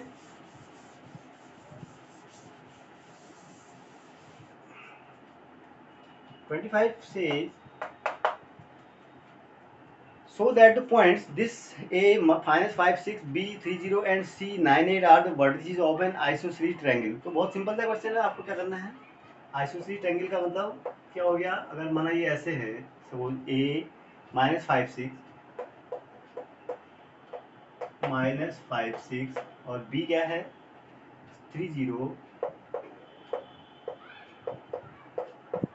और C क्या है 98, ठीक है। आपको पता करना है, आपको इस प्रूफ करना है कि these are the vertices of an isosceles triangle. तो क्या करेंगे आप, तीनों साइड्स निकालो आप, A B B C A C, and so that two out of the 3 sides are equal. तो निकालते हैं। तो ए बी कितना हो जाएगा, फटाफट देखो ए बी कितना हो जाएगा, 3 + 5 8 का स्क्वायर, ठीक है, मैं डायरेक्ट लिख रहा हूँ। 0 + -6 6 का स्क्वायर, कितना हो गया 64 + 36 = 100 = 10 यूनिट हो गया, ठीक है। बी सी क्या हो गया, बी सी आ गया 9 - 3 का होल स्क्वायर प्लस 8 - 0 का होल स्क्वायर, ठीक है ना। 9 - 3 6 का स्क्वायर 36 प्लस 64 क्या होगा, अगेन 10 यूनिट्स आ गया। बस आपको आगे जाना ही नहीं है, आपको खाली प्रूव करना है कि क्या करना है, आइसोसेलेस ट्रायंगल है ना, since A B = B C, so A B C are the vertices of an isosceles triangle।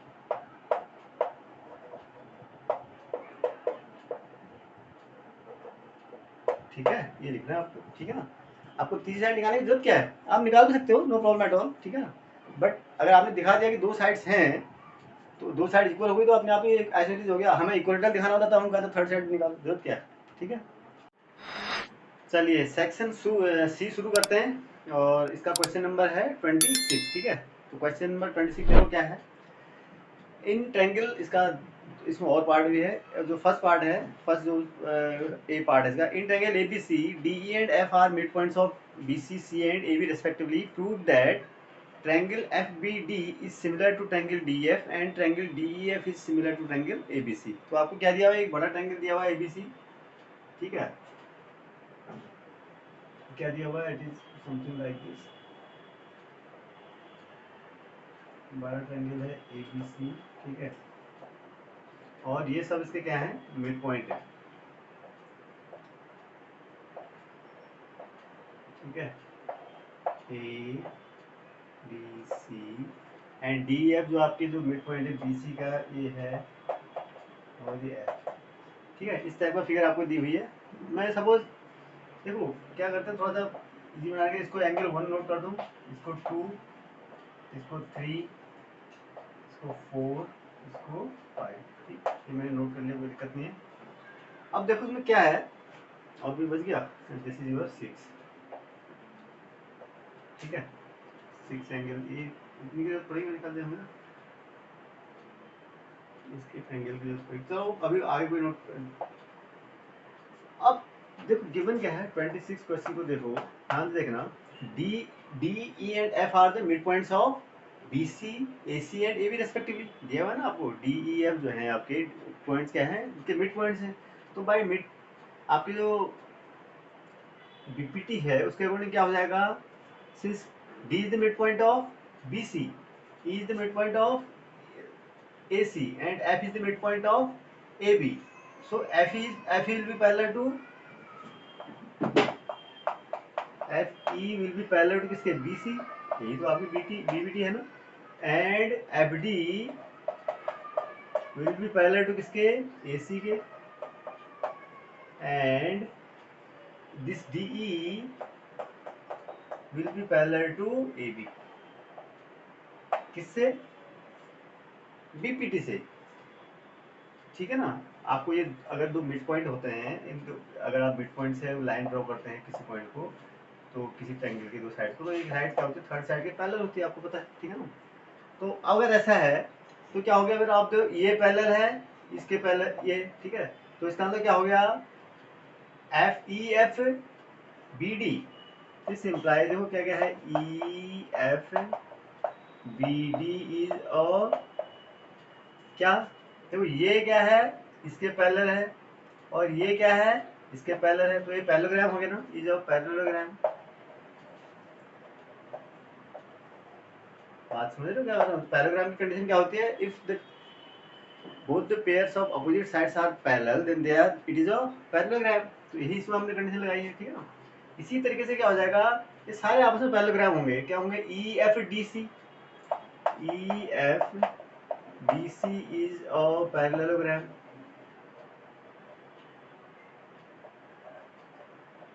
ठीक है, मतलब ई एफ डी सी कौन सा है, देखो ई एफ डी सी, ये ठीक है, ये भी क्या होगा, ये पैरेललोग्राम होगा। और कौन सा होगा, दो आपने वाले ई बी बी डी, ये आपने ये भी दिखा दिया, E F B D, E F B D भी पैरेललोग्राम है, ये भी आपका पैरेललोग्राम है। तो अब क्या हो गया, अगर ये पैरेललोग्राम है, देखो यहाँ से क्या हो जाएगा, इस केस में अगर ये यहाँ से देखो आप, ई बी डी अगर पैरेललोग्राम है तो क्या है इसका मतलब, ई एफ बी डी अगर पैरेललोग्राम है, 2 इक्वल टू 4 हो जाएगा, एंगल 2 इक्वल टू एंगल 4, क्यों, opposite angles of a parallelogram equal होता है ना, एंगल 2 इक्वल टू एंगल 4 हो गया। और इसमें देखो angle 1 equal to angle 1 equal to angle 5, ये भी तो इसके अपोजिट एंगल्स हैं, ठीक है ना।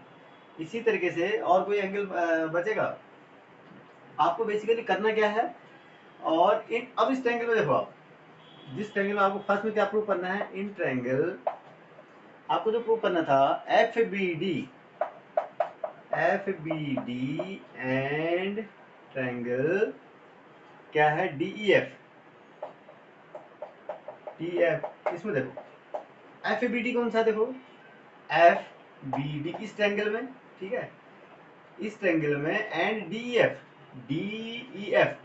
एफ इसमें देखो आपने क्या प्रूफ किया, एंगल 4 इक्वल टू एंगल 2, ठीक है, angle 4 equal to angle 2 proof किया, मतलब क्या मतलब हो गया, angle 4 equal to angle 2 implies angle B equal to angle E, ठीक है ना, angle B equal to angle E हो गया। और दूसरा क्या, इसमें दूसरा क्या एंगल कॉमन आपको जो एफ बी डी में देखो, एफ बी डी और इस ट्रायंगल में, और दूसरा कौन सा एंगल कॉमन हुआ इसमें, जिससे आप इसको कर सकते हो कि ये क्या होंगे, कॉन्ग्रेट होंगे, सिमिलर होंगे, ठीक है ना। अब देखो ये क्या है, अगर मैं इसको इस ट्रायंगल को एंगल देखो, angle B D F is equal to angle क्या होगा, कौन सा एंगल करूँ, B D F is equal to angle D F E, क्यों, ये पैरेलल है ना दोनों, तो अल्टरनेट एंगल से क्या है, ये अल्टरनेट एंगल्स, ठीक है ना। तो अगर दो एंगल किसी ट्रायंगल के बराबर तो this implies triangle F B D is similar to triangle, ये देखो एंगल बी एंगल एफ के बराबर, ई के बराबर है, एंगल बी एंगल ई के बराबर था, ठीक है ना, और एंगल डी एंगल एफ के बराबर है, तो angle F B D is similar to triangle D E F. Proof तो एक तो आपने प्रूफ कर दिया, ठीक है। अब सेकंड में आते हैं, सेकंड पार्ट एक और प्रूव करना है, इन ट्रायंगल क्या है, D E F and triangle A B C, बड़े वाले ट्रायंगल में, ठीक है ना। इसमें देखो, अब इसमें देखो डी ई एफ और एंगल डी एफ कौन सा है, ये वाला एंगल देखो डी ई एफ, अब ये भी तो पैरेललोग्राम है, ये साइड इसके पैरेलल है, ये साइड इसके पैरेलल है, ठीक है। तो इसका मतलब क्या हो गया, सिंस, अब क्या लिखोगे, angle A is equal to angle, this angle is equal to angle क्या होगा, एफ डी ई, ठीक है ना, एंगल डी आप कह सकते हो, सिंस, क्यों, ये एक पैरेललोग्राम है, कौन सा, A E D F AEDF is a parallelogram, ठीक है ना, ठीक है, यहाँ तो हो गया। अब क्या करना है, एक एंगल तो आपने दिखा दिया इसमें, इस बड़े ट्रायंगल में, और दूसरा एंगल कौन सा है, एंगल देखो, एंगल सी, किस ट्रायंगल की बात कर रहा हूँ मैं, ABC और इस वाले ट्रायंगल में ना, इसमें एक तो एंगल आपका angle A equal to angle D आ गया, angle A equal to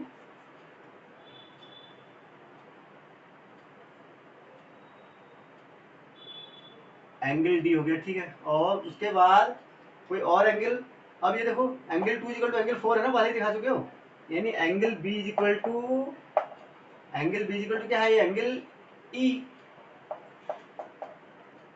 angle from यहाँ पर देखो एंगल 2 इक्वल टू एंगल 4 है ना, एंगल 2 इक्वल टू एंगल 4 है, इसका मतलब this angle is equal to this angle, तो आप पहले दिखा चुके हो, ठीक है ना, फ्रॉम अबव,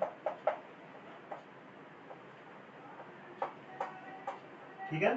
तो इसका मतलब क्या हो गया, देखो एंगल ए एंगल डी के बराबर है और एंगल बी एंगल ई के बराबर है, तो क्या हो गया एंगल, तो ट्रायंगल डी,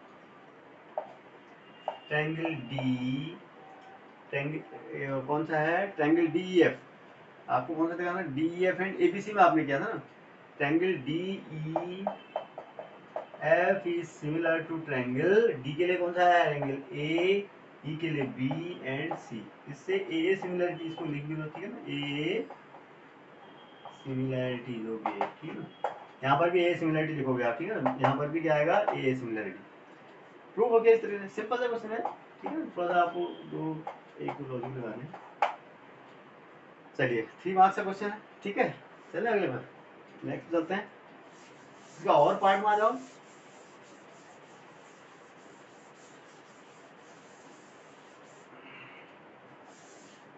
और पार्ट में क्या है, in triangle ABC P and Q are the points on AB and AC respectively such that PQ is parallel to BC, ठीक है ना, तो प्रूव दैट तो एक ट्रायंगल है ABC,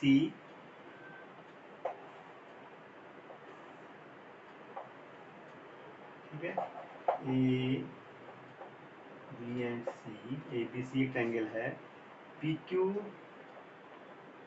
ठीक है, और D है, D इज द मीडियन है, D AD मीडियन है, PQ AB ABC P and Q are points on AB and BC such that PQ is parallel to prove that the median AD, अच्छा AD क्या है, एक median है, ठीक है,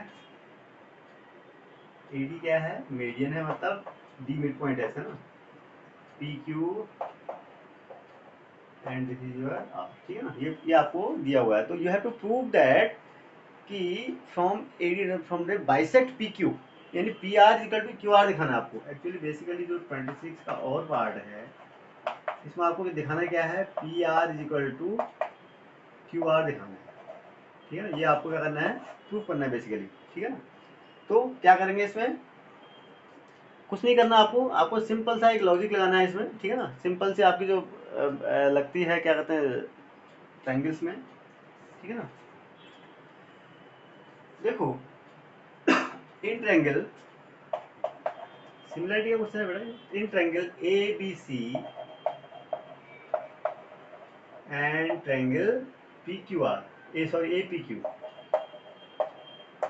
A B C और A P Q में देखो क्या हो जाएगा, अब क्या है, आपको P R is parallel to B D दिया हुआ है, P R sorry B C दिया हुआ है, P R is parallel to B C दिया है ना आपको, देखो this P Q, sorry P R नहीं, this P Q, this P Q is parallel to B C, तो क्या हो गया, अगर पी क्यू पैरेलल, ये तो ये एंगल के बराबर हो जाएगा, ये सॉरी ये एंगल इसके एंगल और ये एंगल इस एंगल के बराबर होगा, क्यों, करस्पॉन्डिंग एंगल है ना, पैरेलल है तो, और तीसरा एंगल क्या है, ये तो कॉमन है, ये तो सीधे सीधे हम लिख सकते हैं, इसमें लिखने की जरूरत नहीं है, तो triangle A B C is similar to triangle A P Q, ठीक है, A B C is similar to triangle A P Q, तो इसका मतलब क्या हो गया, this implies AP upon AP upon AB is equal to PQ upon P Q upon क्या होगा, बी सी। ठीक है, यही तो होगा, A B upon A P upon A B is equal to P Q upon, अब क्या है, P Q upon B C, ये भी कर सकते हो इन। अब यहाँ पर ये अगर ये इसके पैरेलल है, ठीक है, तो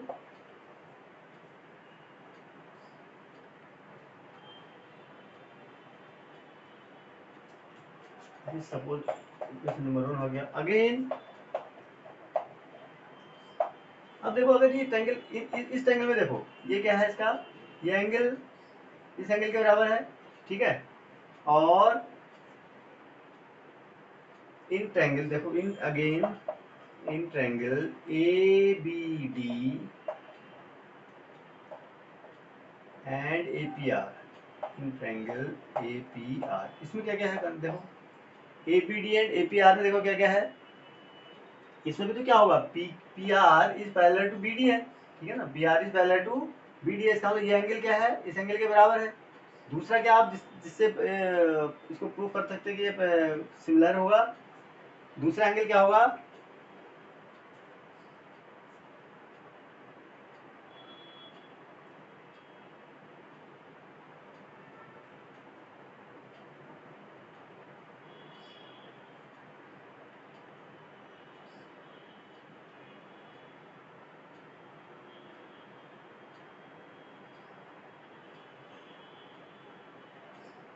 और एक एंगल क्या है देखो, angle A B D is equal to angle, देखो A B D A P R, and जो एंगल ए है, एंगल यानी P A D, P A B, A B D यानी B A D, angle B A D यानी ये angle की बात कर रहा हूँ, इस एंगल की बात कर रहा हूँ, इज इक्वल टू क्या होगा, angle angle P A R, same angle तो है ये, तो this implies angle A P A B D is similar to triangle A P R. ठीक है, दिस इंप्लाइज अगर ऐसा है तो क्या हो जाएगा, A P upon A B, यानी A B upon A P, A B upon A P equal to क्या हो जाएगा, A B upon A R, B D upon यानी B D upon P R. Equation number इसको 2 मान लो थोड़ी देर के लिए, ठीक है ना, B D upon P R मान लेता हूँ।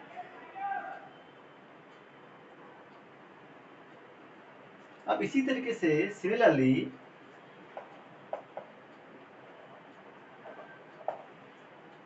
इन triangle, similarly triangle ADC, triangle ADC is similar to triangle क्या हो जाएगा, ADC similar to triangle ARQ, ठीक है ना। तो इसका मतलब क्या हो गया, दिस इंप्लाइज क्या हो जाएगा, AP upon AC, AC upon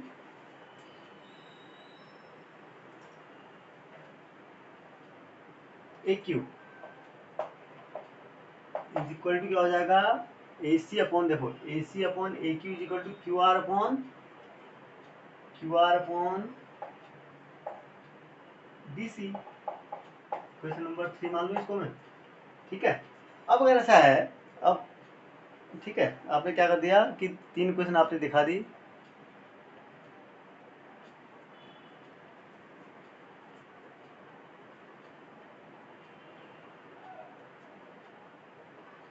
अब यहाँ से इस इक्वेशन में एक और चीज जोड़ देते हैं, अगर ये सिमिलर होती तो क्या होता है, फिर क्या होगा, is equal to A P Q, A P upon A B is equal to P Q upon B C is equal to, third क्या होगा, ए पी पी क्यू और ए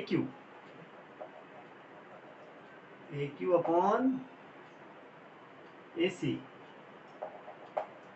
इसको इक्वेशन नंबर 1 मान लो, ठीक है ना, 1 2 3। अब फ्रॉम 1 एंड 2, 1 2 एंड 3 को एनालाइज करो ध्यान से, फ्रॉम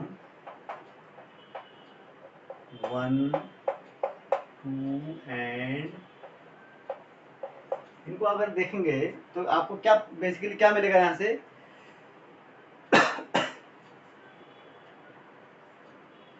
पी आर अपॉन, देखो P R, B D upon P R, B D upon P R, तो B D upon P R है वो किसके बराबर होगा, D C upon B D upon P R equal to क्या हो जाएगा, देखो B D upon P R equal to C D upon Q R, नहीं sorry Q R upon C D, B D upon P R equal to Q R upon C D.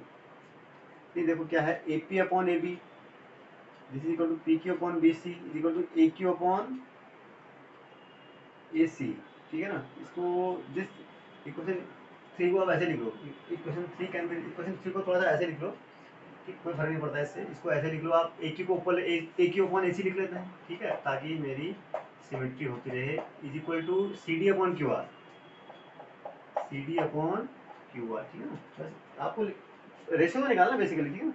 तो from 1 to 8 3 अगर आप देखोगे तो क्या मिलेगा आपको, देखो A P upon A B, P Q upon B C, A P upon A B is equal to P Q A Q upon A C is equal to A Q upon A C, यानी आपका क्या हो गया, B D upon P R is equal to क्या हो जाएगा, C D upon Q R, C D upon Q R तो हो जाएगा, ठीक है ना। बट अब क्या है, B D upon D C is equal to क्या है, B D is equal to D C है, B D is equal to C D है, तो this implies P R is equal to Q R. बात समझ रहे हो, थोड़ा सा आपको क्या है, B D upon D C क्यों है, बिकॉज ए डी क्या है, मीडियन है आपका, तो B D is equal to D C होना चाहिए। मीडियन का क्या मतलब होता है कि ये मिड पॉइंट है ना इसका, इस बी सी का मिड पॉइंट है, तो B D is equal to D C रख दिया मैंने, तो यहाँ पर आ गया P R is equal to Q R आ गया। तो यही आपको प्रूफ करना, ठीक है ना, प्रूफ, ठीक है। चलिए थोड़ा सा आपको बेसिकली ज्योमेट्री क्वेश्चन में क्या होता है, लॉजिक इधर से ऊपर साइमल्टेनियस आपको सोचने होते हैं, सीक्वेंस में आप चलेंगे तो कोई ऐसी समस्या नहीं है, ठीक है, वो प्रॉब्लम। चलो अगले पे 26 हो गया, ठीक है, 27 करते हैं।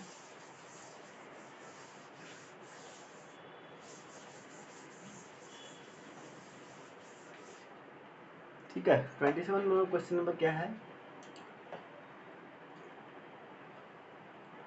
सम of two numbers is 18 and the sum of their reciprocals is 9/40, find the numbers। ये थोड़ा सा इंपॉर्टेंट क्वेश्चन है, ठीक है ना।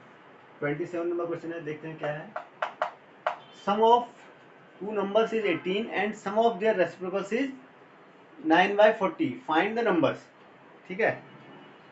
तो इसमें क्या करें, लेट मान लेते हैं, let the numbers be x and y, ठीक है, कोई दिक्कत नहीं है। तो इनमें क्या है, sum of two numbers is 18, ठीक है, सम ऑफ टू नंबर्स, अच्छा ऐसा करो, इसको एक ही नंबर को मान लो, let one number B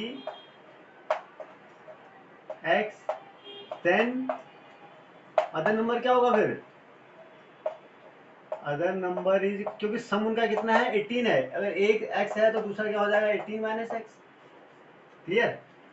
if one is x then other will be 18 minus x because their sum is 18. Now sum of the reciprocals is 9/40. Now again according to question इनके reciprocal क्या होंगे, first का reciprocal 1/x हो जाएगा, second का reciprocal क्या होगा 1/18 minus x, their sum is given as 9/40. This is your equation, you can form this you can convert this into a quadratic equation, ठीक है ना। अब आप इसको अगर सॉल्व करेंगे क्या हो जाएगा, 18 minus x plus x divided by x, 18 minus x is equal to 9/40, ठीक है ना। फिर क्या हो गया, एक्स एक्स कैंसिल हो गया, तो क्या हो जाएगा 18 से इसको 720 हो गया, ठीक है ना, इज इक्वल टू क्या हो जाएगा 9x², ये हो जाएगा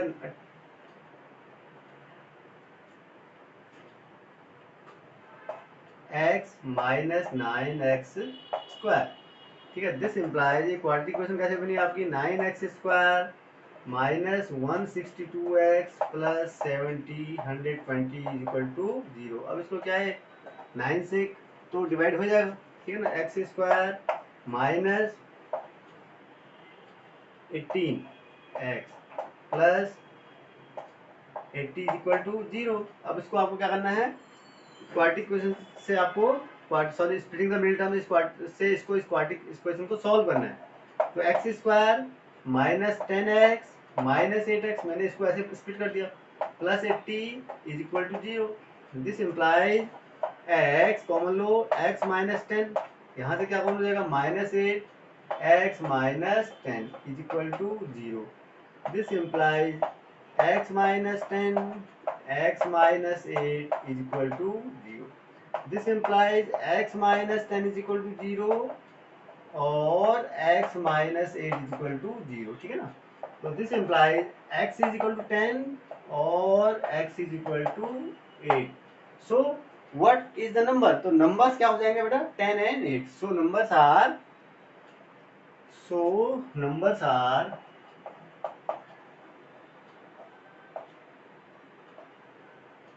8 and 10, ठीक है ना। सम देखो 89 का और भी कंडीशन आपकी सेटिस्फाई हो जाएंगी, ठीक है। चलिए नेक्स्ट में चले, ठीक है।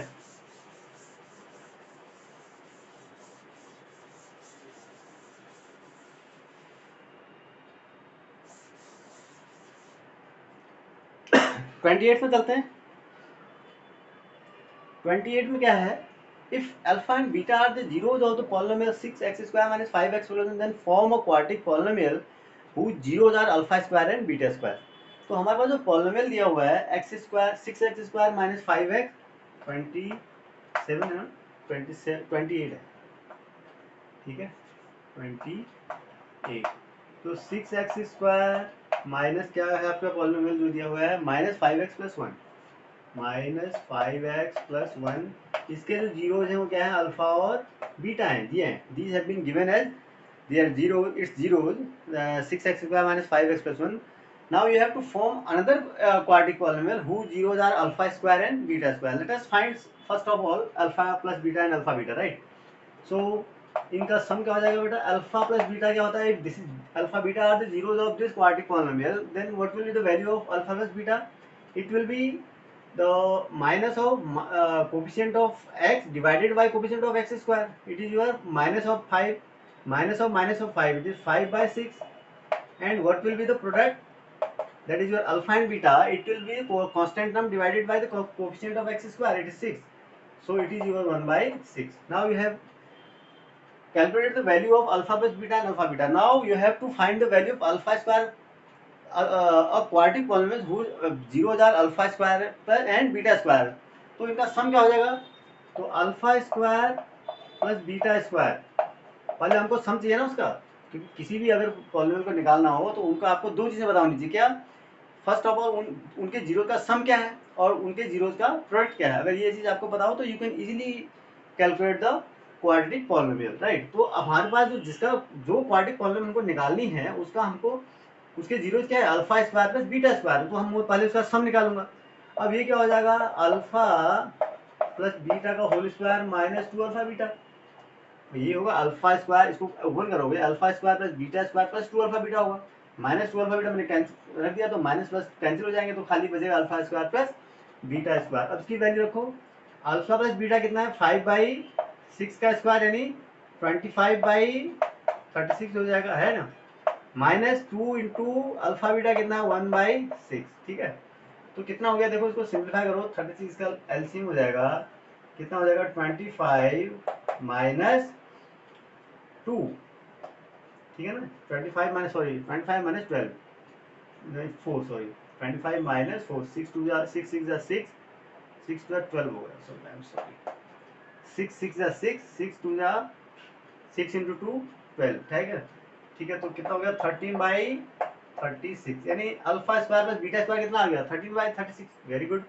Now alpha square into beta square कितना हो जाएगा, यानी ये अल्फा बीटा का होल स्क्वायर हो गया, ये तो आप इजीली निकाल सकते हो, ये तो आपको पता है, यानी 1/36 हो गया, अल्फा बीटा 1/6 है तो इस 1/30। अब नाउ देयरफॉर सो रिक्वायर्ड जो आपका रिक्वायर्ड पॉलिनोमियल, मेनली तो आपको जो आपका टारगेट है वो तो ये निकालना है ना, required polynomial is equal to क्या होता है बेटा एक्स स्क्वायर, देखो क्या लिख रहा हूँ, x square minus sum of the zeros, अब जीरोज क्या है alpha square plus beta square into x plus product of the zeros alpha square का अल्फा बीटा का होल स्क्वायर, यही तो है। तो बस दिस इम्प्लाइज और एक्स स्क्वायर जो जीरो हो जाएगा minus alpha square plus beta square कितना है आपका, देखो कितना है 13/6, सॉरी 13/36 एक्स प्लस 1/36 हो गया। और इसको लिख सकते हैं आप x square minus 13 sorry 36 x square, ठीक है, माइनस 13x प्लस 1, ठीक है, this is very equivalent to, ठीक है, 36 x square minus 13x plus 1, this is your required quadratic polynomial, right. चलिए अगले पर चलते हैं। क्वेश्चन नंबर 29 में देखो व्हाट इज 29, एक ट्रिग्नोमेट्री का क्वेश्चन है, अच्छा क्वेश्चन है। क्वेश्चन नंबर 29 देखो बेटा, 29 में क्या दिया, if cos theta plus sin theta is equal to 1 then prove that cos theta minus sin theta is equal to plus minus 1, ठीक है ना। अब देखो आपको क्या दिया हुआ है, cos theta plus sin theta is equal to 1 दिया हुआ है, क्या दिया हुआ है, cos theta plus sin theta is equal to दिया हुआ है 1। अब now you have to find the value of cos theta minus sin theta, ठीक है ना, cos theta minus sin theta. अब देखो एक काम करते हैं, इसको हमारे पास जो है क्या, इसी की वैल्यू पता है, cos theta plus sin theta का whole square plus sine cos theta हम लोग निकालनी है माइनस sin थीटा का होल स्क्वायर, इसकी वैल्यू देखते हैं क्या आती है, इज इक्वल टू एक्चुअली क्या आएगी, देखो इसकी वैल्यू क्या आएगी, cos square theta plus sin square theta, ठीक है, plus 2 sin theta cos theta plus cos square theta plus sin square theta minus 2 sin theta cos theta is equal to, देखो क्या आएगी, इसकी वैल्यू क्या आएगी, अगर इसको ओपन करेंगे तो cos square theta plus sin square theta plus cos, sorry यहाँ पर 2 cos थीटा sin थीटा, मैं क्यों इसको निकालना चाह रहा हूँ, क्योंकि इससे ना आपको cos थीटा sin थीटा का जो फैक्टर है प्रोडक्ट वो कैंसिल आउट हो रहा है। अब इसको ओपन करोगे तो क्या होगा, cos square theta plus sin square theta minus 2 sin theta cos theta, इससे ये कैंसिल आउट हो गया। अब इस cos square theta plus sin square theta, cos square theta plus sin square theta कितना हो गया, 2 cos square theta plus sin square theta. अब cos square theta plus sin square theta 1 रखो तो इसकी वैल्यू आ जाएगी 2, ठीक है, यानी हमारा राइट हैंड साइड में क्या आ गया 2, इसीलिए ये एक्सप्रेशन को चुना गया है, ठीक है, ये इसकी यहाँ पर ये क्या है ट्विस्ट है यहाँ पर, कि इसीलिए हमने इसीलिए सिंपलेस्ट वे है जिससे हम इसको निकाल सकते हैं। अब वैल्यू रख दो आप, क्योंकि इस फैक्टर की तो वैल्यू पता है ना आपको, it is your 1 plus cos theta minus sin theta का whole square is equal to, है ना, this implies cos theta minus sin theta is equal to क्या हो जाएगा, का whole square 2 minus 1 plus minus 1, this is your plus minus 1 2, यही तो prove करना था आपको, ठीक है। तो this was the trick here, ठीक है ना, और कुछ नहीं था इसमें, सिंपली आपको फर्स्ट वाला जो एक्सप्रेशन आपके दिमाग में आ गया कि how to eliminate actually the factors sin theta into cos theta, ठीक है ना, तो वो आपने यहाँ पर एलिमिनेट कर दिया, तो राइट हैंड साइड में 2 आ गया था, इसकी वजह से आसान हो गया था, ठीक है। क्वेश्चन नंबर 30 में चलते हैं, 30 का ए पार्ट यानी फर्स्ट पार्ट में चलते हैं।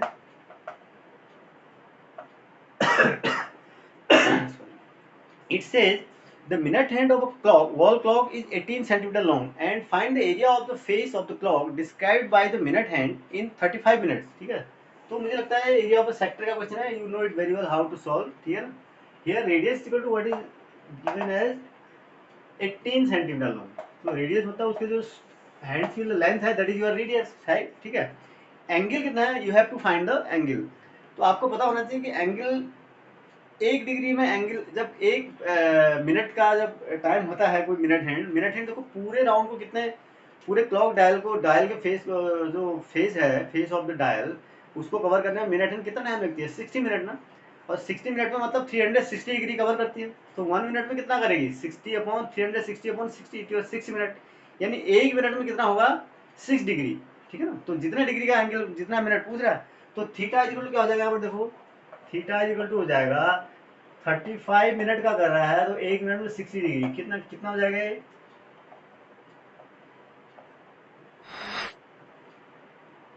210, ठीक है। तो थीटा जो एंगल दिया हुआ है आपको, find the area of the face of the clock described by minute hand in 35 minutes, ठीक है ना। 35 मिनट में इतना, 1 डिग्री में इतना करेगा, तो 35 मिनट में, ठीक है। नाउ एरिया, रिक्वायर्ड एरिया, यानी जो एरिया ऑफ द सेक्टर निकालना है ना वो,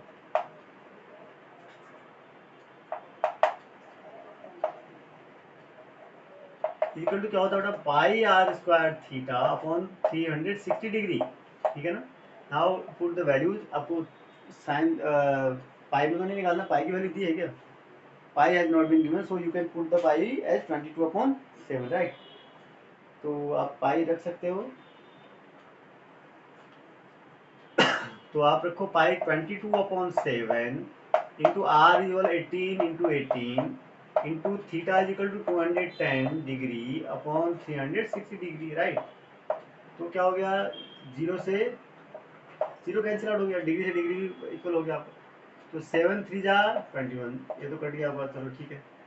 और 3 12, ठीक है।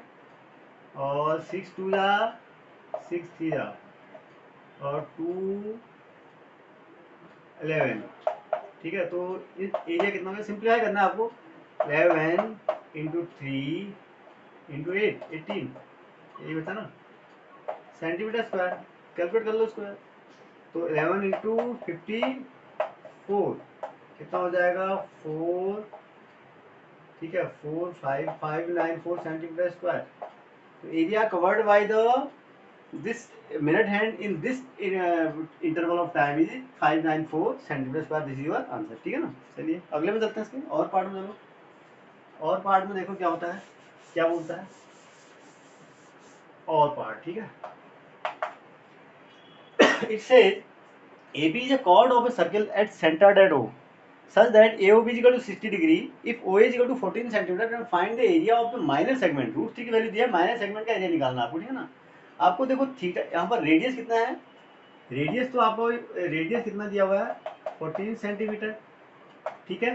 Radius has been given as 14 centimetre and find the area of the minor segment, and theta is equal to दिया हुआ है कितना, 60 डिग्री। अब ये थीटा जब 60 डिग्री होता है तो आपको पता है ये एंगल, ट्रायंगल क्या बनता है, ए ओ ए बी जो ट्रायंगल बनेगा आपका वो क्या बनता है, इक्विलेटरल बन जाता है, ये ध्यान देना आप, ठीक है ना। इफ दिस इज 60 डिग्री, ये आपको दिया है कितना, 60 डिग्री, ठीक है ना। ओ ए बी, आपको ये एरिया निकालना है माइनर सेगमेंट, ठीक है ना। नाउ इसकी 60 मीन्स क्या हो गया, अब ये ओ ए इक्वल टू ओ बी होता है, O A equal to O B, ये रेडियस है ना दोनों। तो अगर ये, इसका मतलब क्या होगा, ये एंगल इक्वल टू ये एंगल, अगर ये 60 है तो ये इन दोनों का सम 120 होना चाहिए, तो 120 मतलब ये हो गया इक्विलेटरल एंगल। सो तो रिक्वायर्ड एरिया इक्वल टू जो हो जाता है, इसमें बहुत आसान हो जाता है, अगर आप रिक्वायर्ड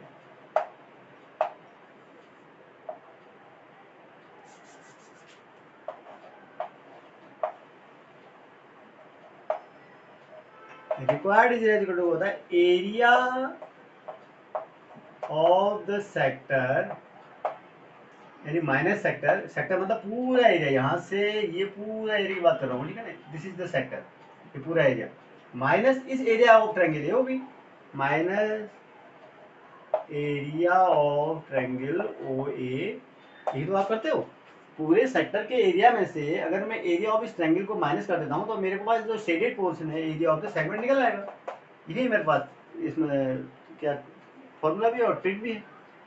तो एरिया ऑफ सेक्टर क्या होता है, pi r square theta upon 360 degree, minus area of triangle क्या होता है, ये इक्वेटरल है, तो √3/4 इंटू साइड का स्क्वायर, साइड ओ ए है, ओ ए कितनी है 14 सेंटीमीटर, तो ये आपका इतना सेंटीमीटर स्क्वायर इसका एरिया हो जाएगा।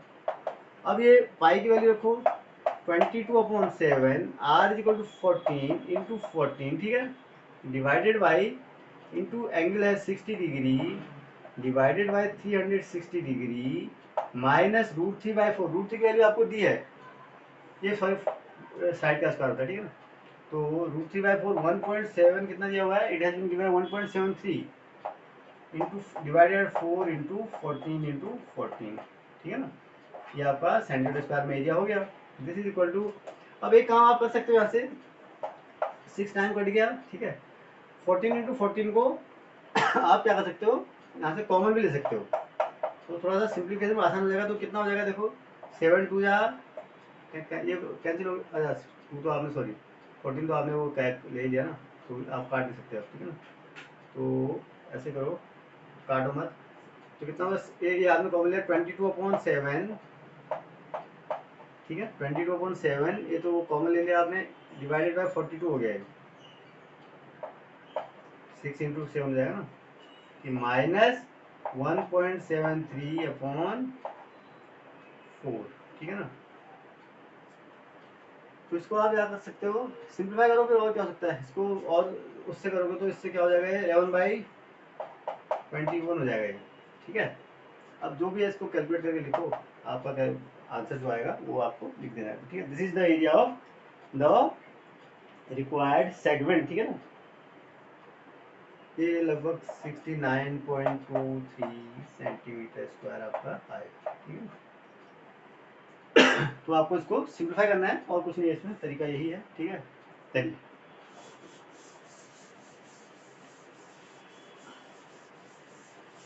31st क्वेश्चन में चलते हैं। 31st क्वेश्चन क्या बोलता है, prove that √3 is an irrational number. ये तो बहुत सिंपल सा क्वेश्चन है और बहुत एक स्टैंडर्ड क्वेश्चन है जो कहीं पर भी आपको मिल जाता है और आपको ये आना ही चाहिए, ठीक है ना। √2 इरेशनल है, √3 इरेशनल है, √5 इरेशनल है, 2 + √3 इरेशनल है, 2 - √3 इरेशनल है, 2/√3 इरेशनल है, ये सब आपको प्रूव करने आने चाहिए बात, ठीक है ना। ये स्टैंडर्ड क्वेश्चन है, इसको यहाँ पर कराने की मुझे नहीं लगता कि कोई ज़रूरत यहाँ पर नेसेसिटी है, ठीक है ना। ठीक है, इसको मैं स्किप कर रहा हूँ and you do it on your own, ठीक है। तो इस तरीके से क्या होगा, सेक्शन सी हमारा पूरा हो गया।